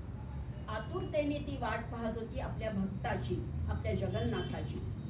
कितीतरी भक्त रोज तिची पूजा आरती करतच होती, पण आपला निस्सीम भक्त आपल्यापाशी का बरं आता बसत नाही हे काही तिला कळत नव्हतं. आई गंगे एवढेच शब्द ऐकण्यासाठी तिचं मन अगदी आतुर झालेलं होतं. त्यांनी आई गंगे एवढं जरी म्हटलं तरी तिचं मन आनंदाने भरून जायचं. तो पायऱ्या उतरून खाली स्नान करण्यासाठी आला की तिला आपल्या प्रवाहाचा वेग कमी करायला लागायचा. तो जेव्हा स्नान करायचा तेव्हा ती आपोआपच आपल्या प्रवाहाचा वेग कमी करायची. हळूवारपणाने त्याला स्पर्श करताना तिचं मन अगदी उचंबळून जायचं. पण गेले काही दिवस, काही महिने तो घाटावर आला की कुणीतरी त्याला हिणवायचं, वेडवाकडं बोलायचं. त्यामुळे काय व्हायचं की तो भराभरा स्नान करून पटकन परत जायचा. त्यामुळे गंगा मैया किरमुसली व्हायची, कारण त्याची आणि तिची नीटची भेट होत नव्हती. मनात म्हणायची, अरे बोल ना माझ्याशी काहीतरी, तुला काय हवं ते सांग ना. इतरांनी रचलेली स्तोत्र ऐकून गाऊन तू परत जातोस, पण तुझ्या अंतःकरणातले भाव, तुझ्या कवी मनाचे हुंकार मला ऐकायलाच मिळत नाहीत. तुझ्या पांडित्याचं तेज, तुझ्या अस्मितेची प्रभा तुझ्याच काव्यातून ऐकण्यासाठी मी आसुसली आहे. तुझ्या त्या शब्दांनी माझं जड उचंबळून आकाशाला भिडायला बघतंय. आणि खरंच आहे, आकाशात पतितं तोयम यथा गच्छति सागरम सर्वदेव नमस्कारः केशवम प्रति गच्छति. नियमच आहे की नदीचं पाणी समुद्राला मिळतं आणि समुद्राचं पाण्याची वाफ होऊन ते आकाशापर्यंत जातं. मला तसं नकोय. मला तुझ्या काव्याने मला स्वतःला आकाशालाच भेटायचंय. त्यामुळे तेच तोय सागराला न पोचवता सरळ आकाशाला पोचू नये बरं. कारण मी खरं तर आकाशातूनच पृथ्वीवर आली. आता बघा, गंगा कुठून आली तर आकाशातूनच आली. त्यामुळे तिला आकाशाकडे जायची अतिशय ओढ आहे. मी तर आकाशातूनच पृथ्वीवर आले. ते कशामुळे आले तर भगीरथाच्या तपश्चर्येमुळे. मग अशाच कुठल्या तरी माणसाची तपश्चर्या मला आकाशाकडे का नाही पोचवणार. एका भगीरथाने मला आकाशातून खेचून घेतलंय, तर दुसरा भगीरथ मला इथून तिथे का नाही पोचवणार. मला वाटतं की जगन्नाथा तूच हे करू शकतोस, अशी तिने त्याला विनंती केली होती. पंडितराजही मनातून अस्वस्थच होते. आता ही झाली तिची बाजू. पंडितराजही मनातून अस्वस्थ होतेच. आई गंगे असं म्हणून त्यांनी गंगेला हाक मारून स्नान करण्याचा त्यांचा रोजचाच परिपाठ होता. घाट चढतानाच ते मधून मधून मागे वळून पाहत की गंगा मैया माझ्या पाठोपाठ तर येत नाहीये ना. तिने वात्सल्याने ममतेने कुरवाळले तर मला आगळेच बळ मिळेल. खरंच तिचीच विनवणी करायला हवी असं त्यांच्या मनात नेहमीच यायचं. गंगेवरून परत फिरत असतानाही मनातून गंगा दूर व्हायचीच नाही. अगदी परत आले तरी मनातली गंगा जागीच असायची. संवाद त्यांचा सुरूच असायचा. अशातच कोणीतरी पुराण मतवादी किंवा टवाळ त्यांना हिणवायचा. त्यांना म्हणायचा, धर्मबुडवा आहेस, पापी आहेस, काशीचं दूषण आहेस, गंगेला मलिन करणारा तू आहेस. असं काही ऐकलं अशा शब्दांनी तो पंडित राजांना अपमानितही करायचा. पण अशा कर्मठांच्या निंदेकडे लक्ष देण्याची त्यांना गरजच वाटत नव्हती. त्यामुळे त्यांना ते खऱ्या अर्थाने पंडित होते. सरस्वती त्यांच्यावर प्रसन्न होती. खरंच आहे, रसगंगाधर हा नावाचा ग्रंथ वाङ्मयशास्त्रावरचा त्यांनी लिहिला होता. भामिनी विलास ही रचना तर अतिशय लोकप्रिय होती. त्यांच्या विद्वत्तेवर प्रसन्न होऊन अकबर बादशाहनी त्यांना पंडितराही हा बहुमानही दिला होता. धर्मशास्त्राचे सखोल ज्ञानही त्यांना होते. मग अशा परिस्थितीत त्यांनी लवंगीचा पत्नी म्हणून स्वीकार केला तर ते पाप कसं काय होऊ शकतं? त्यांना असं वाटत होतं की एका यवन स्त्रीचा मी स्वीकार केला, हे पाप कसं होईल? भगवान श्रीकृष्णाने नाही का नरकासुराकडनं अनेक स्त्रियांना सोडवलं होतं आणि त्यांच्याशी विवाह केला होता, मग माझं हे पाप कसं काय? तुम्ही मला का दोष देतात? या विचाराने पंडितरायांनी दिल्ली सोडली आणि ते गंगा किनारी येऊन राहू लागले होते. गंगा ही त्यांची आईच होती. कितीतरी वेळ ते गंगेच्या प्रवाहात आधी पोहत होते. त्यांना प्रवाहातून खरं तर बाहेर यावंसं वाटत नव्हतं. ही आधीची गोष्ट आहे. आता हे पण गंगेनेच त्यांना आठवण करून दिली की घरी सूनबाई वाट पाहते. आता हा मुलगा म्हटल्यावर ती सून झाली ना घरी. तू अरे सूनबाई तुझी वाट बघतीये. आणि मग खरंच तो जगन्नाथ घरी आला, तिला मिठीत घेतलं आणि तिला सांगितलं की आपल्यावर जी निंदा होती, आपल्यावर जी टीका होती, त्यामुळे आपल्याला आपण दोघंही आत्मार्पण करायचे, देहार्पण करायचे आणि या गंगेमध्ये आपण सामावून जाऊया. लवंगी अतिशय शहाणी होती, समजूतदार होती. तिला ह्या आपल्या पतीचं म्हणणं पटलं आणि त्यात ते दोघंही तिला हे एवढंही कळून चुकलं की आपल्यावरच्या प्रेमापेक्षा आता गंगा मैयाचं प्रेम त्याचं जास्त वाढत चाललेलं आहे आणि त्याच्या म्हणण्याला अनुमोदन देणं हेच आपलं खरं तर काम आहे. आणि म्हणून ते दोघंही त्या किनाऱ्यावर आले, त्या आत्मवीरेश्वराच्या घाटावर आले आणि पंडितरायाने निश्चय केला की व्यावहारिक सत्तेत जरी मी पापी असलो तरी पारमार्थिक सत्तेत जर का मी पवित्र असेल तर ही गंगा मैया मला पोटाशी घेईल, मला कुशीत घेईल आणि मी घाटावरून तिला साथ घालीन आणि साऱ्या जगाला तीच आपला निर्णय सांगेल की मी पवित्र आहे का मी पापी आहे, हे गंगा मैयाच सांगेल असं त्यांना वाटलं. आणि दोघंही आता आत्मवीरेश्वराच्या घाटावर आले. पंडितजींनी आपला मनोदय लवंगीला सांगितला. घरातील सर्व चीज वस्तूंचे दान करून ते दोघे निघाले ते आत्मवीरेश्वराच्या घाटाकडे. काही लोक बरोबर येऊ लागले, टवाळ लोक निंदा करू लागले, पण आता कानावर काहीच येत नव्हतं, दिसत नव्हतं. समोर होती ती फक्त आणि फक्त केवळ गंगा मैया आणि मुखातून त्यांच्या वाघ गंगा वाहू लागली. समोर एक गंगा आहे आणि मुखातून वाघ गंगा वाहू लागली. ती वाघ गंगा काय आहे तर त्याच या गंगाधरी आहे. पहिला श्लोक आता विदुलाताईंनी म्हटला तर तो फार सुंदर आहे. त्याचा अर्थ आपण बघणार आहोत. समृद्धं सौभाग्यं सकल वसुधाया किमपि तन् महेश्वर्यै लीला जनित जगतः खंडपरशोः श्रुतीनां सर्वस्वं सुकृतमथमूर्तं सुमनसां सुधासोदर्यन्ते सलिलमशिवन्न शमयतु. हा सुंदर श्लोक. शिखरिणी वृत्तातला हा श्लोक आहे. वेगळी थोडीशी चाल आहे पण त्याच्यामध्ये अर्थ इतका भावपूर्ण भरलेला आहे. सकल वसुधाया किमपि तन्, या संपूर्ण पृथ्वीचं जे वैभव आहे ते तुझ्यामुळेच आहे. समृद्धं सौभाग्यं सकल वसुधाया किमपि तन्, किंवा महेश्वराची जी लीला आहे ना, हे जग म्हणजे ज्याची लीला आहे त्या परमेश्वराला सुद्धा तू भूषणावह आहेस असं म्हणलंय. महेश्वर्यै लीला जनित जगत खंडपरशोः. तू कशी आहेस? श्रुतीनाम सर्वस्वम, संपूर्ण वेद, संपूर्ण श्रुती, संपूर्ण वेदांताचं तत्व सांगणारी अशी तूच आहेस. त्यामुळे देवादिकांचं पुण्य सुकृत मथ मूर्तम सुमनसां, सगळ्याचं जे सुकृत आहे, जे पुण्य आहे ते सगळं तूच आहेस. आणि पुढची गोष्ट चौथ्या ओळीत फार सुंदर सांगितले. सुधा सोदर्यन्ते सलिलमशिवन नश्यमयतु. तू कोण आहेस? गंगा माते, तू कोण आहेस तरी कोण? तर गंगा असं म्हटलेलं आहे की कशातनं जन्मलेली आहे तर समुद्र मंथनामध्ये सुधा सोदर्यन्ते, स उदर असं म्हटलेलं आहे. सुधा ही तुझी बहीणच आहे, अमृत हे तुझी बहीणच आहे आणि ती अशी तू सलिलम अशिवम न शमयतु. तुझं जे सलील आहे, तुझं जे पाणी आहे ते आमचं अशिव म्हणजे आमचं जे शिवन आहे, जे पाप आहे, न म्हणजे आमचं ह्याला ते वैकल्पिक रूप आहे. अस्माकम न असं म्हटलेलं आहे. त्यामुळे ते वैकल्पिक रूप आहे. शमयतु, आमचं पाप आहे ते पूर्ण नाहीसं करू अशी तिला विनंती केली. आता तिला किती स्तुती केली आहे. कुठल्याही गोष्टीला सुरुवात करताना आपण पहिल्यांदा समोरच्याचं थोडीशी प्रशंसा केली की तो प्रसन्न होता. अशी तर देवांना सुद्धा स्तवन आवडतं. जशा गंगेला सुद्धा आधी स्तुती केलेली आहे. तू कशी आहेस तर तू बघा आता काय म्हटलंय, सकल वसुधा या किमपितन, संपूर्ण पृथ्वीचं जे समृद्ध सौभाग्य आहे. समृद्ध शब्द आपण वापरतो पण त्याचा अर्थ काय तर वृद्धी म्हणजे खरं तर वृद्धी म्हणजे संपत्ती आणि समृद्धी. नेहमीच मी सांगते समृद्धी, नुसती वृद्धी कुठलीही संपत्ती असू शकेल पण समृद्धी म्हणजे चांगल्या मार्गाने मिळवलेली संपत्ती ती समृद्धी आहे. आणि सौभाग्य हे या वसुधेचं या पृथ्वीचं सौभाग्य आहे ते म्हणजे तुझ्यामुळेच आहे. किंवा या महेश्वराची जी लीला आहे ती सगळी तूच आहे. वेदांनी जे वर्णन केलेलं आहे तेही तूच आहेस. आणि तुझी जी बहीण आहे सुधा किंवा तुझं जे अमृतासारखं जल आहे ते आमचं संपूर्ण पाप नाहीसं करू दे अशी तिला विनवणी केलेली. आता हा श्लोक आपण पंडितराज जगन्नाथांचा बघितला. याच प्रत्येक श्लोकाला वामन पंडितांनी समश्लोकी श्लोक रचलेले आहेत. हा समजा समजला नसेल, हा तर तुम्हाला आता मी थोडासा उलगडून सांगितलेला आहे, पण हा समजला नसेल तर वामन पंडित काय म्हणतात हेही आपण थोडंसं बघणार आहोत.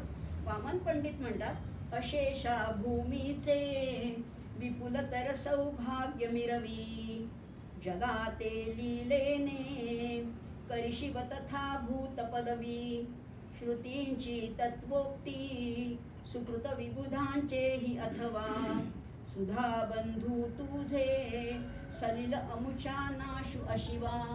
आमचं अशिव आहे, आमचं पाप आहे ते तुझं सुधा बंधू म्हणजे सुधा सोदर्यंते हे ते सगळं आमचं नाश करावं असं त्यांनी म्हटलेलं आहे. हा पहिली त्यांनी प्रार्थना केलेली आहे. ही प्रार्थना होत असताना पुढे काय झालं तर आता बघूया. ही काशी, काशी कुठे आहे तर काशीचं दुसरं नाव आहे ते वाराणसी आहे. हे सगळं चालू आहे. आत्मगिरेश्वराच्या घाटावर 52व्या पायरीवर बसून हा पहिला श्लोक म्हटलेला आहे. कुठे म्हटलेला आहे तर काशीमध्ये म्हटलेलं आहे. तर काशीच्या भोवती गंगा कशी आहे आपण कधी विचारच केला नाही, आपण त्याचा कधी फारसं चिंतनच केलेलं नाही आहे. तर काशीला अर्धचंद्राप्रमाणे विळखा घालून वाहणारी ही गंगा आहे. अर्धचंद्र आहे, एक कमान केल्यासारखी अशी गंगा वाहते आणि त्याच्यामुळेच तिला वाराणसी हे नाव पडलेलं आहे. वाराणसी नाव तरी कशातनं आलेलं आहे तर 2 नद्या होत्या पूर्वी, असी आणि वरुणा अशा 2 नद्या होत्या आणि वरुणा आणि असी याच्यावरनं या 2 बहिणींच्या मिठीत वसलेली ती वाराणसी किंवा काशी असं म्हटलेलं आहे. दुसऱ्या अंगाने पाहिलं ना, थोडंसं तत्त्वज्ञानाच्या अंगाने पाहिलं तर आपला देह हाच काशी आहे आणि त्याच्यामध्ये जो ज्ञानाचा प्रवाह आहे, आत्मज्ञानाचा प्रवाह आहे तीच गंगा आहे असंही म्हटलेलं आहे. शंकराचार्यांनी सुद्धा काशीवर पंचक लिहिलेलं आहे. त्यामुळे या काशी असं म्हटलेलं आहे त्यांनी. या काशी विदते सा काशी प्रकाशिका असंही शंकराचार्य म्हणतात. या काशीचा म्हणजे त्यातून वाहणारा आत्मज्ञानाचा प्रवाह आहे तोच गंगा आहे. पंडितराजांनी स्वतःला त्या ज्ञान प्रवाहात आता झोकून द्यायचं ठरवलं. तूच मला आत्मसात कर, तूच मला कुशीत घे असं म्हटलेलं आहे. असं ठरवलं होतंच पण आज त्यांचा हट्ट मात्र वेगळाच होता. आज ते उतरून गंगामाईकडे जाणार नव्हते तर आज आईने आपल्यापर्यंत यावं असा त्यांचा हट्ट होता. नेहमी काय व्हायचं ते गंगेपर्यंत जायचे, आज त्यांचा उलटा हट्ट होता, तू माझ्यापर्यंत ये असा हट्ट होता. त्यासाठी आईची इच्छा हे लेकरू पूर्ण करणार होते आणि तिने सांगितलं होतं ना, इतरांची स्तवनं गाऊ नकोस, तू माझ्यासाठी तू काहीतरी रचलेस का. म्हणून त्यांनी म्हटलं इतरांच्या स्तवनाने तिची पूजा न बांधता आपल्या प्रतिभेने स्तुती सुमनांजली अर्पण ते करणार होते. त्यासाठी सर्वात वरच्या म्हणजे 52व्या पायरीवर लवंगी समवेत उभे राहून आईला ते साथ घालतायत, आईला हाका मारतायत आणि काय म्हणतात, पाहता पाहता त्यांना आपल्या गंगा मातेच्या कार्याची, गुणाची, कृपेची आठवण आली. त्यांचं काळीज उचंबळून आलं आणि मनाच्या गाभाऱ्यातून शब्द बाहेर पडले. शब्द कसले, तो अमृताचा स्रोतच होता. असे एक एक शब्द, एक एक श्लोक त्यांच्या मुखातून बाहेर पडतायत. गंगेने जगन्नाथाचे शब्द ऐकले मात्र आणि ती आश्चर्यचकित झाली. कारण आत्तापर्यंत वाल्मिकीने रचलेली, शंकराचार्यांनी रचलेली गंगास्तवन तो म्हणत होता. आज पहिल्यांदा त्यांनी स्वतःच्या प्रतिभेने हा सगळा सादर केलेला आहे, पहिला श्लोक म्हटलाय आणि ती आश्चर्यचकित झाली. म्हणजे आज जगन्नाथ आलाय तो माझे पाप नष्ट कर हे सांगण्यासाठी होय. तिने आपली नजर आणखी थोडी वर उंचावली, पण वरचं दृश्य तिला अजून नीटसं दिसत नव्हतं, कारण घाटाच्या खालच्या पायरीच्याही खाली ती होती. तिला वरचं दृश्य नीट दिसेना, म्हणून ती आणखी थोडी वर चढली आणि घाटाची पहिली पायरी तिने ओलांडली. असा एक श्लोक आणि एक पायरी आपण जाणार आहोत. घाटाची पहिली पायरी धुवून निघाली. जगन्नाथाने पण आईची अस्वस्थता जाणली. त्याची दृष्टी गंगेशी एकरूप झाली, पण अजून आईला माझी मागणी पटलेली दिसत नाही. एक पायरी ती वर चढली, पण अजून तिला पटलेली नाही. आता तिला पटवण्यासाठी काय सांगावं बरं? आणि म्हणून दुसरा श्लोक त्याच्या मुखातनं बाहेर आला. दरिद्राणां दैन्यं दुरितमथ दुर्वासन हृदां द्रुतं दूरीकुर्वन् सकृदुपगतो दृष्टिसरणीं अपिद्रागा विद्या द्रुमदलन दीक्षात् गुरुरिह प्रवाहस्ते वारां श्रियमयमपारां दिशतु नः. म्हणजे काय म्हटलेलं आहे ह्याच्यात? हे गंगे, तुझ्या प्रवाहाच्या नुसत्या दर्शनाने, नुसतं दर्शन, अजून आतमध्ये प्रवेशही केला नाहीये, तुझ्या नुसत्या दर्शनाने दारिद्र्य, दैन्य, पापी वासना तत्काळ दूर होतात आणि दीक्षा गुरुप्रमाणे आमचं भ्रम आणि अज्ञानही तत्काळ नष्ट होतात. असा तुझा जो प्रवाह आहे तो आमचे कल्याण करो. म्हणजे पुढे म्हटलेलं आहे, प्रवाहस्ते वाराम, वाराम म्हणजे पाण्याचा तुझा जो प्रवाह आहे, श्रियम अयम अपाराम दिशतु नः, आमचं जे पाप आहे, हे दुरित जे आहे ते पूर्णपणाने नष्ट हो, असं त्यांनी दुसऱ्या श्लोकामध्ये प्रार्थना केलेली आहे. आणि त्याचंच वामन पंडितांनी पण सुंदर रूपांतर केले. दरिद्रांच्या दैन्या मलिन हृदयांच्या अघबला हरी एक्या द्वारी त्वरित पडता नेत्र कमला अविद्या वृक्षाचे हनन करी दीक्षा गुरुचहा तुझा देवुत्तोय प्रवह अमुते भूती निवहा. अशा त्यांनी दुसरा श्लोक म्हटला. आणि आता त्या श्लोकात त्यांनी म्हटलेलं आहे, अगं आई, तू केवळ पापनाशिनी आहेस म्हणून मी तुझ्याकडे आलोय, हाही अर्थ तू घेऊ नकोस. बरोबर आहे. आता ह्याच्यात त्यांनी म्हटलंय दरिद्राणाम दैन्यम दुरितमथस असं म्हटलेलं आहे, पण तू आता हे एक लक्षात घे की केवळ माझ्या पापनाशनासाठी मी तुझ्याकडे आलेलो नाहीये, तर तू कशी आहे, श्रियम यमपाराम दिशतु नः, तू श्रेय देणारी आहेस. आपण गीतेमध्ये नेहमीच बघतो प्रेयस आणि श्रेयस अशा दोन गोष्टी आहेत. तर तू श्रेय देणारी आहेस म्हणून मी तुझ्याकडे आलोय. नुसतं मला प्रेय नकोय. प्रेय हवं असतं तर मी इतर काही गोष्टी मागितल्या असता. मी तुझ्याकडे श्रेयसाची प्राप्ती करून देणारी म्हणून आलोय. तुझं महात्म्य मी जाणतो आणि म्हणूनच मी काय मागतोय ते तू आता लक्ष दे माझ्याकडे. मी वेगळं काहीतरी मागतोय. पाप तर माझं नाहीसं व्हायलाच पाहिजे, पण मी आता आणखीन काय मागतोय की अविद्या वृक्षाचं उच्छादन करायला शिकवणाऱ्या गुरूंप्रमाणे तुझा जलप्रवाह आम्हाला अपार अभ्युदय आणि निश्रेयस प्राप्त करून देऊ दे. दोन्ही गोष्टी मागितल्या. नेहमीच बरं का, नेहमीच अध्यात्मामध्ये दोन गोष्टी आवश्यक आहेत. जसं गीतेमध्ये सांगितलंय प्रेयस आणि श्रेयस. प्रेयस म्हणजे काय, तर इथलं काही हवं असणं म्हणजे प्रेयस आहे, आणि पारलौकिकाची इच्छा करणं हे श्रेयस आहे. श्रेयस प्रेयस यालाच दुसरी दोन नावं आहेत की इथलं मिळवायचं असेल तर अभ्युदय म्हटलेलं आहे, आणि तिकडचं मिळवायचं असेल त्याला निश्रेयस असं म्हटलेलं आहे.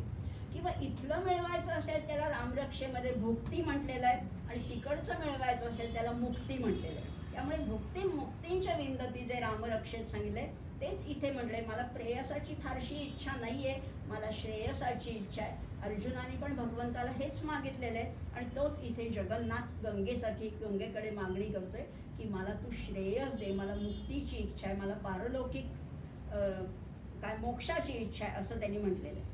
आता हे जगन्नाथाची ही मागणी बघून ऐकून गंगा मातेला अतिशय आनंद झाला की आपला हा भक्त, आपला हा मुलगा, आपला हा मानसपुत्र नुसताच काहीतरी पाप नाहीसं करण्यासाठी आलेला नाही आहे, तर त्याला श्रेयसाची पण इच्छा आहे. ही इच्छा आहे तुला ती योग्यच आहे, पण इतकी काय घाई आहे रे तुला. आता आई मुलाचा संवाद चाललाय बरं का. आपली सुद्धा आई आपल्याला म्हणते की एवढ्या लवकर तुला काय घाई आहे मोक्षापर्यंत जायची किंवा ह्या वैराग्याकडे वळण्याची, तुला काय घाई आहे असंच तिने पण विचारलं. इतकी काय घाई आहे, अजून कितीतरी लोकांचं दैन्य दारिद्र्य मला दूर करायचंय. अशा वेळेस उलट तू नको का माझ्या मदतीला, तर तूच मला म्हणतोस की मला लवकर मोक्ष मिळू दे. हे काही मी तुझं ऐकणार नाही, आणि तू माझ्या मदतीला हवायस. माझ्या काठावर तू माझ्या मदतीला हवायस, तुला इतकी घाई काय झाली आहे, काय झालंय तरी काय तुला. आणि हे म्हणत असताना गंगेला उत्सुकता वाटली की आपला हा मुलगा, आपला हा पुत्र, आपला हा भक्त शिष्य काय करतोय. आणि म्हणून गंगा उत्सुकतेने आणखी वर चढली आणि गंगेची अजून एक पायरी पाण्याखाली गेली. आता दुसरी पायरी सुद्धा पाण्याखाली गेलेली. तिच्या या उत्सुकतेमुळे, अधीरतेमुळे जगन्नाथाला तिचे शंकराच्या जटेतलं स्थानही जाणवलं. शंकराच्या जटेमध्ये जे स्थान होतं तेही त्यांनी पाहिलं आणि त्याबरोबरच पार्वतीच्या डोळ्यातून ओथंबून वाहणारा मत्सरही त्याला जाणवला. आणि त्यामुळेच तर हिच्या लाटा एवढ्या उंच होत नसतील ना असंही त्याला वाटलं. आता बघा एक एक गोष्ट कथा येणार आहे याच्यामध्ये. पहिल्यांदा दरिद्राणाम दुःख, म्हणजे पहिल्यांदा समृद्धम सौभाग्यम, पहिल्यांदा प्रशंसा केली. मग आपलं पापनाशनाची इच्छा केली, मग श्रेयसाची इच्छा केली. आता ही अशी वर वर चढते, हिच्या उचंबळणारा लाटा बघून याला काय आठवतंय, ही कुठनं आली आहे, तर ही शंकराच्या जटेतनं आली आहे.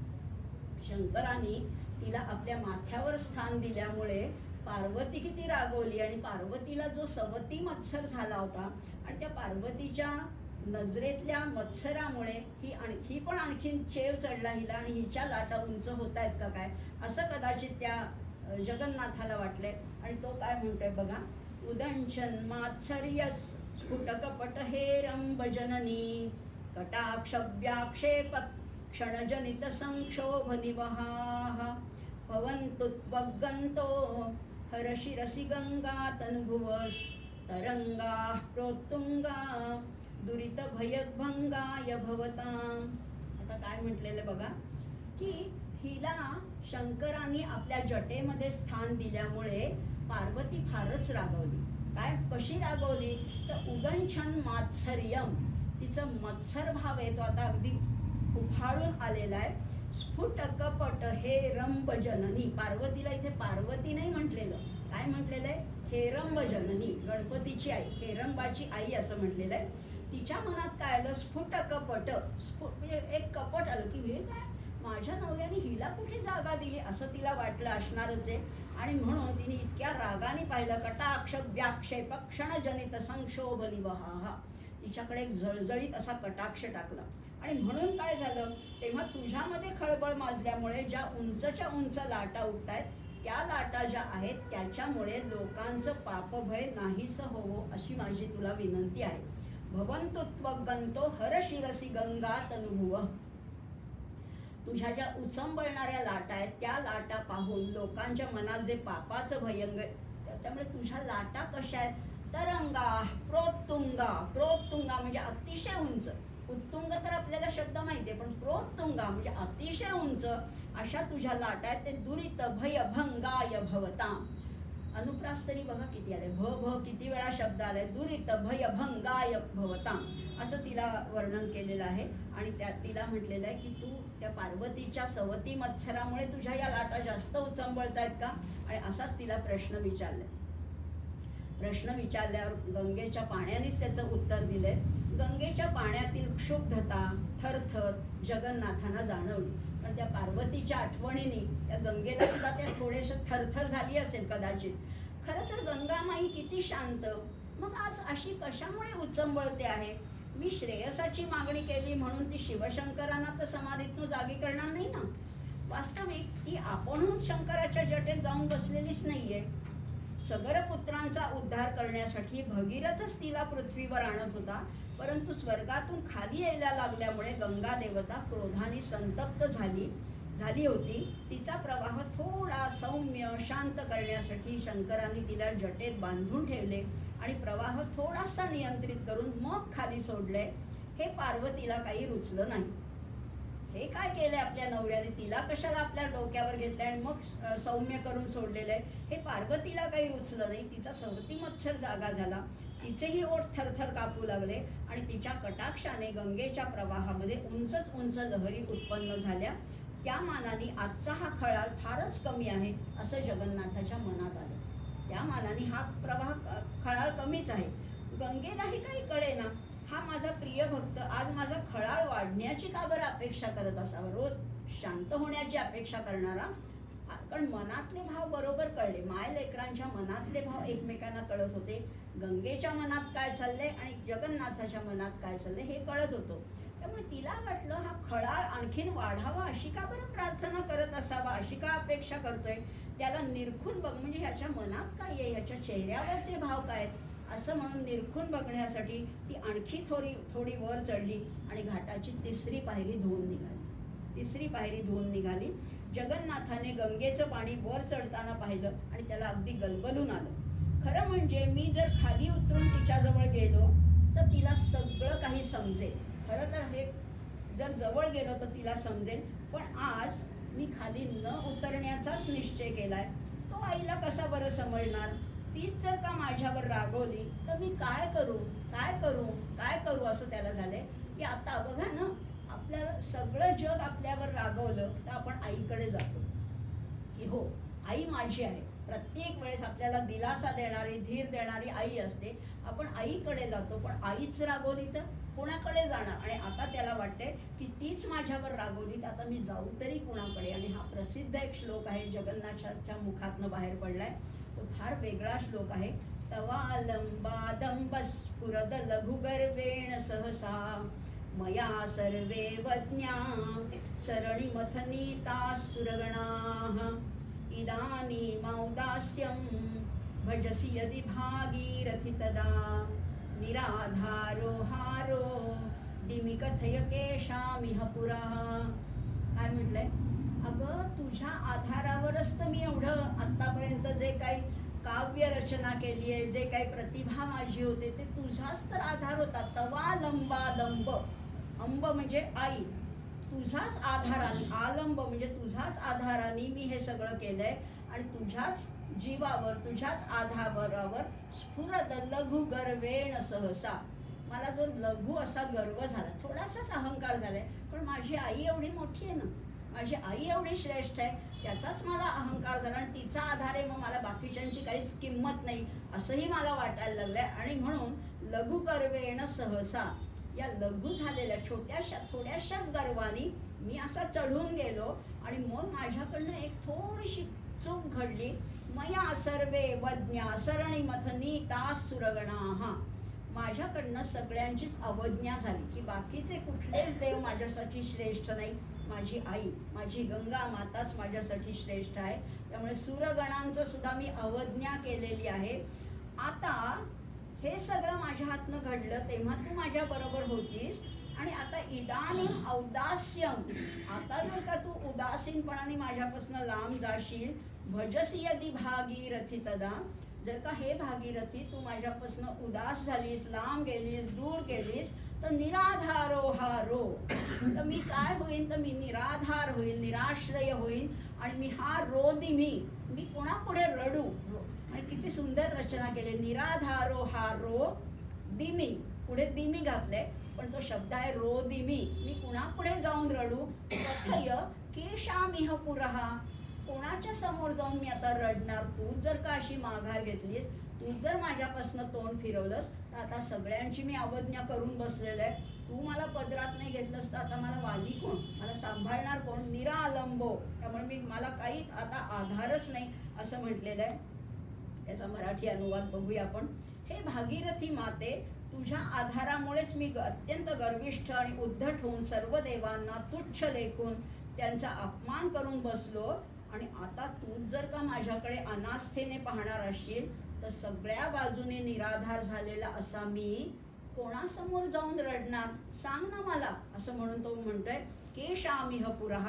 आणि वामन पंडितांनी पण फार सुंदर त्याचा अनुवाद केलाय, पण आपण तो नको घ्यायला आता. हे ऐकून आता हे त्याचं खरंच आईविषयीची जी तळमळ आहे आणि तो अक्षरशः निराधार झालेला आहे, आणि आता त्याला कोणी वालीच राहिला नाही, हे ऐकून गंगा माता अधिकच अस्वस्थ झाली. खरंच हा सगळ्यांना दुखावून बसलाय, आणि आता मी सुद्धा तोंड फिरवलं तर हा काय करणार? माझ्या लेकराच्या डोळ्यात पाणी कसं आलं? पंडित जगन्नाथांनी जर का शोक सुरू केला तर आता इतरांचं तरी काय होणार?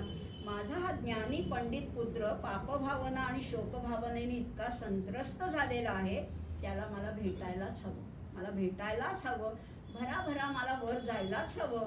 त्याला असं का बरं वाटलं असेल की मी त्याच्या बाबतीत उदासीन आहे, माझा खळखळाट वाढल्याने त्याच्याकडे दुर्लक्ष करून मी तशीच पुढे जात आहे असं त्याला वाटलं का?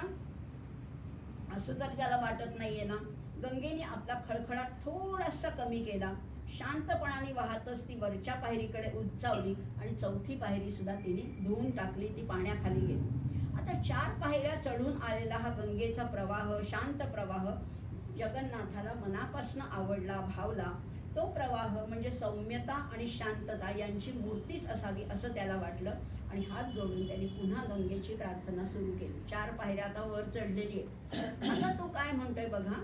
प्रत्येक श्लोकामध्ये वेगळा विषय त्यांनी मांडलेला आहे. स्मृती याता पुसा मकृत सुकृताना पिचया हरन्त्यन्तस्तंद्रां तिमिरमिव चंद्रांश सरणीः इयं सा ते मूर्तिः सकलसुरसंसेव्य सलिला ममान्तः संतापं त्रिविधमथ पापं च हरतु. त्यांनी आता म्हटलेलं आहे की ज्यांनी कोणतंही पुण्य केलं नाही, जे सदाचरणी सुद्धा नाहीत, अशांच्या केवळ मनोजाड्याचा, मतिमंदतेचा नाश केवळ तुझं स्मरण केल्याने होतं.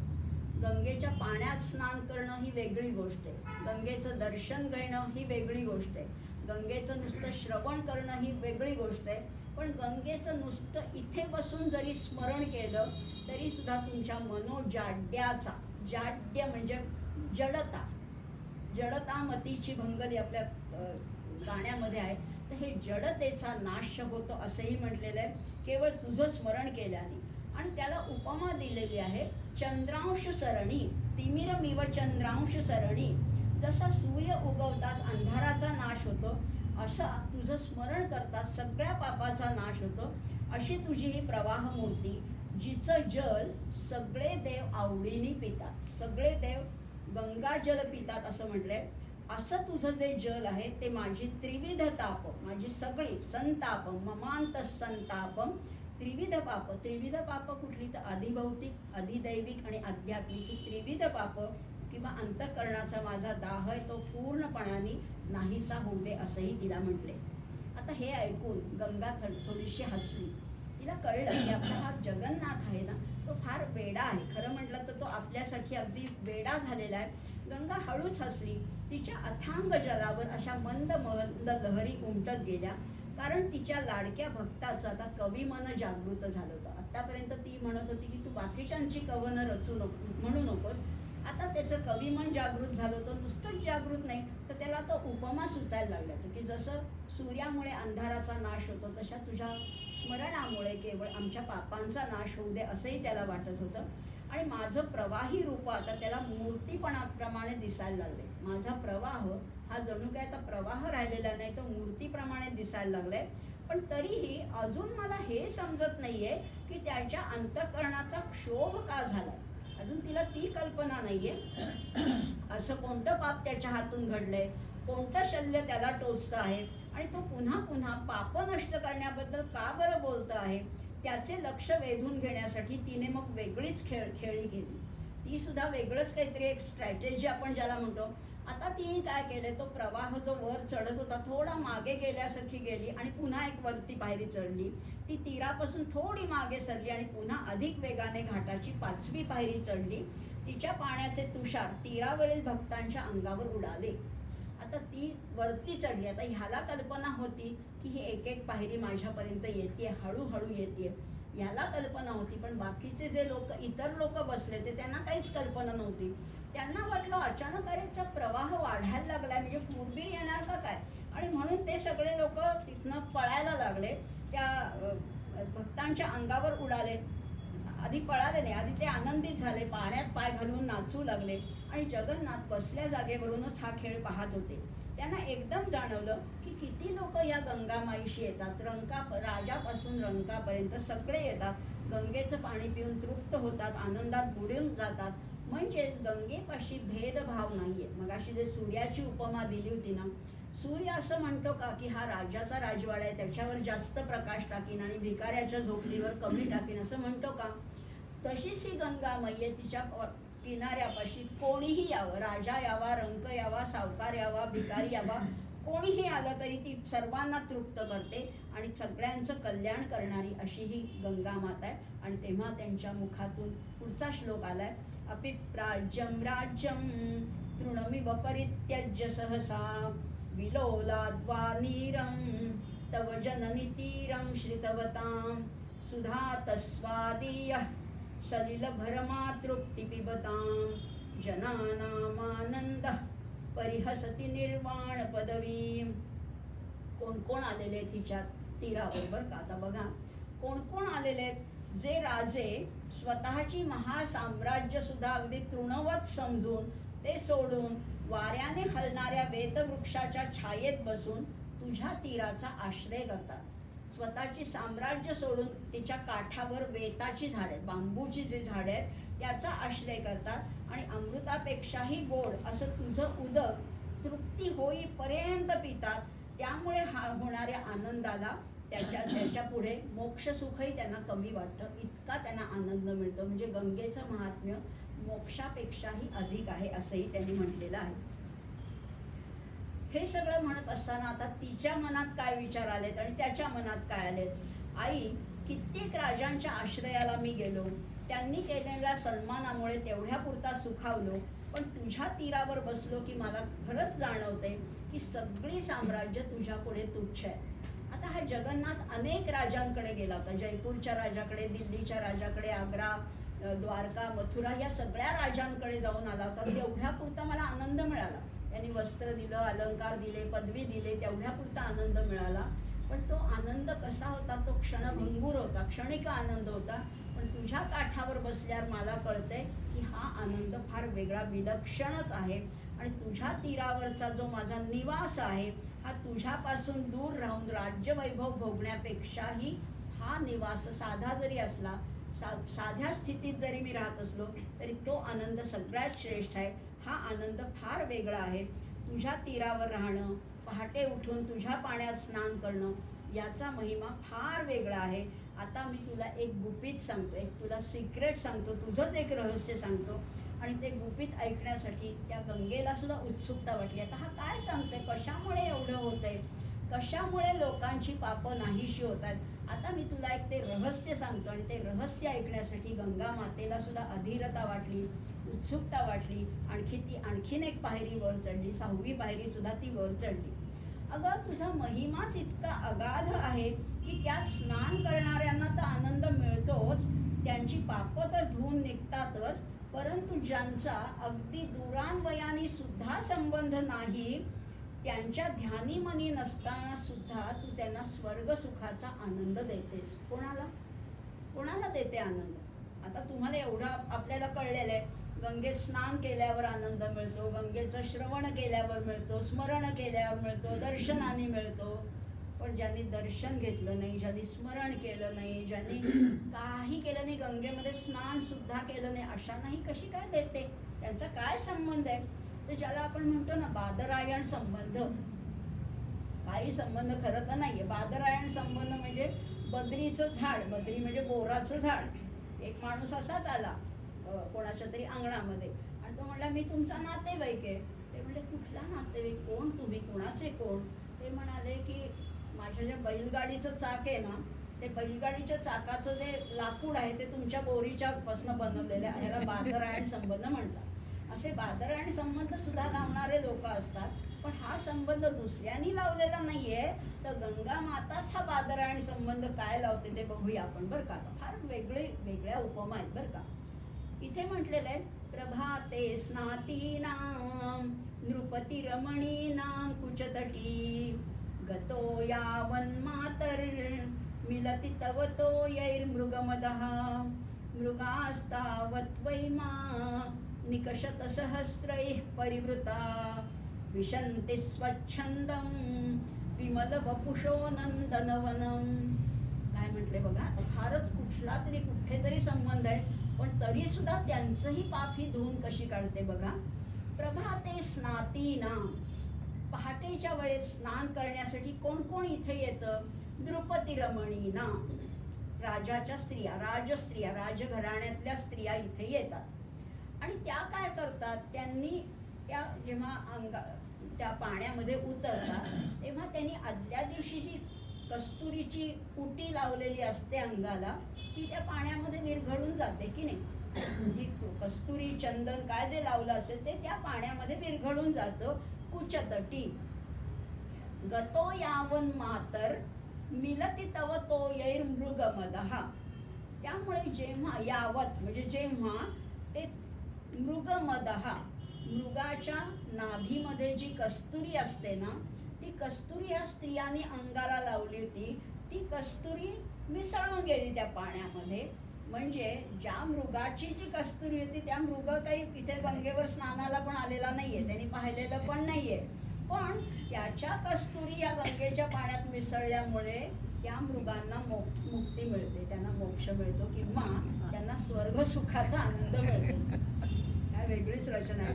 मृगास्तावत. आता बघा गतो यावन मातर मिलती तव तो येईल. तुझ्या पाण्यामध्ये जेव्हा ते मृगमद ती कस्तुरी मिसळून जाते तेव्हा त्यांना काय होतं. मृगास्तावत वैमानिक. त्यांना काय होतं तर ते सहस्रई परिवृताः. वैमानिक म्हणजे सगळ्या बाजूंनी परिवृत कुटुंबामध्ये असलेले सगळ्या त्यांच्या मृगांच्या कुटुंबांना सुद्धा विशंते स्वच्छंदम विमल वपुषो नंदनवनम. ते जणू काही नंदनवनामध्ये स्वच्छंद असा विहार करतात. ते हरण काय संबंध आहे म्हटलं तर आहे जवळचा आणि म्हटलं तर काहीच संबंध नाही. हरणाने कधी त्या गंगेचं दर्शन घेतलं नाहीये, पण त्यांची कस्तुरी या पाण्यात मिसळली की त्यांना मुक्ती मिळाली. म्हणजे कितीही दुरान्वयाने संबंध असला तरी गंगा ही आपल्याला मुक्ती देणारीच आहे, मोक्ष देणारीच आहे, स्वर्ग सुखाचा आनंद देणारी सुद्धा ती आहे असेही म्हटले. त्यामुळे तुझ्यामध्ये पापनाशक गुण इतका थोर आहे तुझा आणि त्वरित फलदायी आहे. लगेच म्हणजे असंही नाही की आता आज आंघोळ केली मग बघू 5 वर्षांनी, असं नाही. लगेच तत्काळ मुक्ती देणारी अशी आहे. त्यामुळे त्यांच्या वक्षोजावर लावलेली कस्तुरी ज्या पाण्यात मिसळते त्याच क्षणी मृग शुद्ध होऊन देवादिकांच्या बरोबर आनंदाने स्वर्गामध्ये विहार करतात. किती कमाल सांगितलेली आहे. अशा आता खूप गंगा नामाचा आता महिमा प्रत्येक श्लोकामध्ये वेगळा विषय वेगळं वैभव सामावलेलं आहे. गंगा नामाचा काय महिमा आहे तर बघा आता नामाचा महिमा काय. आता हा श्लोक झाला. अजून एक पायरी 6वी पायरी वर चढली आपण बघितलं. जगन्नाथाचं काव्याचा असं हळूहळू बहरत चाललेलं होतं. संसारातील वेगवेगळ्या अवस्थांचं स्मरण करत असतानाच त्यांना आपली आंतरिक इच्छा आईला सांगून टाकावी असं वाटलं की खरंच माझी काय इच्छा आहे. लवंगीच्या प्रेमापुढे मला अश्वशाळा गजशाळा सुद्धा तुच्छ असल्याचं त्यांनी पूर्वीच जाहीर केलं होतं. आपण पाहिलं मगाशी. नयाचे गजालिम नवा वाजिराजिम. मला काही नको. न वित्तेषु चित्तम मदीयम कदाचित असं त्यांनी सांगितलं होतं. त्यामुळे ते मला माहिती आहे की ते मी सगळ्यांना सांगितलं की लवंगीचं प्रेम मला सगळ्यात श्रेष्ठ वाटते. पण जीवनातील प्रेमाचं स्थान ते जाणत होते. पण आता या प्रेमामध्ये सुद्धा बदल झालाय. प्रेयसीच्या प्रीतीची जागा आता मातेच्या बाबतीत भक्तीमध्ये रूपांतरित झाली. आधी फक्त प्रेयसी लवंगी एवढंच आयुष्य होतं. आता त्या लवंगीच्या प्रेमापेक्षा सुद्धा या गंगा मातेचं प्रेम जास्त पॉवरफुल जास्त बलशाली ठरलेलं आहे. आणि आता तोच भक्तिभाव आता त्या वाणीतून स्रवायला लागलेला आहे. गंगा मैयाच्या भक्ताला गंगा स्नान करता आलं नाही समजा किंवा जलपानही करता आलं नाही तरी केवळ या मातेच्या स्मरणाने सुद्धा काय घडतं हे सांगायला त्यांनी सुरुवात केलेली आहे.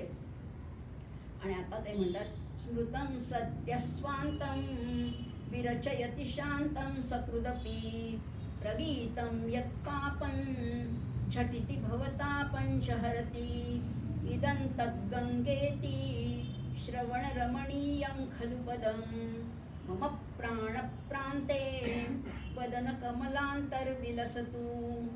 आता काय म्हटलंय बघा. स्मृतं सद्य. स्मृतं म्हणजे आठवण काढली. केव्हा. सद्य एकदाच स्मरण केलं तरी विरचयति शांतम सकृदपि मन शांत होतं. एकदा तिची आठवण काढली तरी मन शांत होतं. प्रगीतम यत् पापम. मग तिचं जर का गायन केलं तिचं स्तवन केलं तिची स्तुती स्तोत्र गायली तर पाप आणि भवतापाचा पूर्ण नाश होतो. आणि केव्हा होतं. झटिती लगेच. समर्थांनी जे सांगितले क्रिया पालटे तत्काळ लगेच. आज नाही उद्या नाही, किंवा गीतेत म्हणले क्षिप्रम हि मानुषे लोके, क्षिप्रम म्हणजे लगेच. तसं तिथे म्हणले प्रगीतम यत् पापम झटिती भवतापम च हरती, लगेच नाश होतं. असं इदम तत् गंगेती, तसं हे गंगा नाव इतकं गोड आहे ना, इतकं गोड आहे, श्रवण रमणीयम, ऐकायला सुद्धा इतकं मधुर आहे.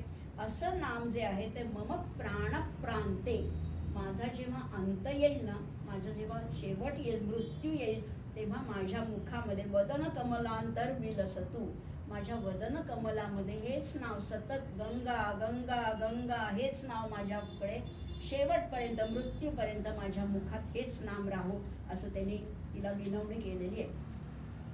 आता गंगामाईला कळे ना की हा सारखा हा काय म्हणतोय, मृत्यूच्या काय गप्पा मारतोय, पापाच्या काय गोष्टी करतोय, हा चांगला एवढा तरुण जगन्नाथ माझा पुत्र सारखा मृत्यूच्या काय गोष्टी करतोय, पाप माझं नाही सौ दे, लोकांचं पाप नाही सौ दे, असं काय म्हणतोय. आणि म्हणून गंगामाई झाली अस्वस्थ. काय झालंय काय ह्याला आज, माझ्या स्मरणाने जर याला शांती मिळते असं म्हणतोय, तर मग आज हा माझ्या तीरावर बसून मरणसमयीच्या का बरं गोष्टी करतोय. आता विचारायलाच हवं याला, पण हा असं तिला माहिती नव्हतं नक्की काय झालंय. जगन्नाथाच्या काव्यात रमलेली गंगा एकदम उसळून उठली आणि एकदम वर आली, आणि एकदम तिने 2 पायऱ्या म्हणजे 7वी आणि 8वी पायरी ओलांडून ती वर आली आणि जगन्नाथाचं लक्ष वेधण्याचा तिने प्रयत्न केला. आता फारच वर आली ना, 7-8 पायऱ्या वर आलेली आहे, पण जगन्नाथाने तिकडे पाहिलं सुद्धा नाही. खरं म्हटलं तर त्याला वाटत होतं एक एक पायरी ही वर येते, आनंदितही झाला होता, पण आता तो त्या काव्यामध्ये इतका रमून गेला आणि त्याचं लक्ष पलीकडे लागले, त्या गंगेच्या पाण्याकडे, पण तीराकडे लक्ष नाहीये. जगन्नाथाने तिकडे पाहिलंही नाही, कारण त्याची नजर लागली होती आता गंगेच्या अथांग पाण्याकडे, किनाऱ्याकडे नाही. गंगेच्या उचंबळण्यामुळे त्या पायऱ्यांवरले कावळे एकदम उडाले. तर बघा, मगाशी हरणांचं सांगितले, आता त्या पायऱ्यांवर जे कावळे होते ना, 7व्या 8व्या पायरीवर बसले असतील, ते अचानक उडाले आणि काव काव करत नाईलाजाने गंगेपासून दूर गेले. लवंगीने पतीचे लक्ष या गोष्टीकडे वेधले, की अहो बघा ते कावळे, ती अजून वर चढली आणि कावळे उडून गेले. तेव्हा गंगा विस्तारते आहे, उंचावते आहे, गंगेचे पाणी वाढते आहे, हे पाहून पंडितराज सुखावले की मी म्हणजे गंगामाईचं लक्ष आहे आपल्याकडे, म्हणजे ती आता वर चढते, म्हणजे ती ऐकते माझं, सांगू का तिला मी आता. तर त्यालाही वाटतं की आईजवळ नाही बोलायचं तर कुणाजवळ बोलायचं, मी आता सांगू का तिला की मी थकलो आहे, दमलो आहे, शिणलो आहे. एकदा तू माझ्या अंगावरनं हात फिरवलास ना की माझे सगळे श्रम नाहीसे होतील, सगळे श्रम दूर होतील.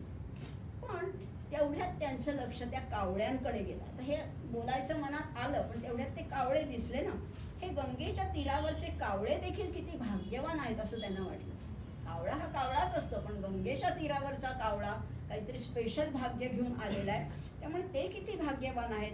या पाण्यात खेळण्याचं भाग्य त्यांना लाभलं आहे. ही गंगामाई त्यांनाही पुण्याचा लाभ करून देते आहे, इतका की त्यापुढे इंद्रनगरी पाहण्याची इच्छा देखील त्यांना उरत नाही. कावळे सुद्धा म्हणतात नको इंद्रबिंद्र ते नगरी स्वर्ग बिर्ग काही नको, हेच पाणी आम्हाला पुष्कळ आहे असं म्हणून एक श्लोक म्हणते आणि थांबणार आहे.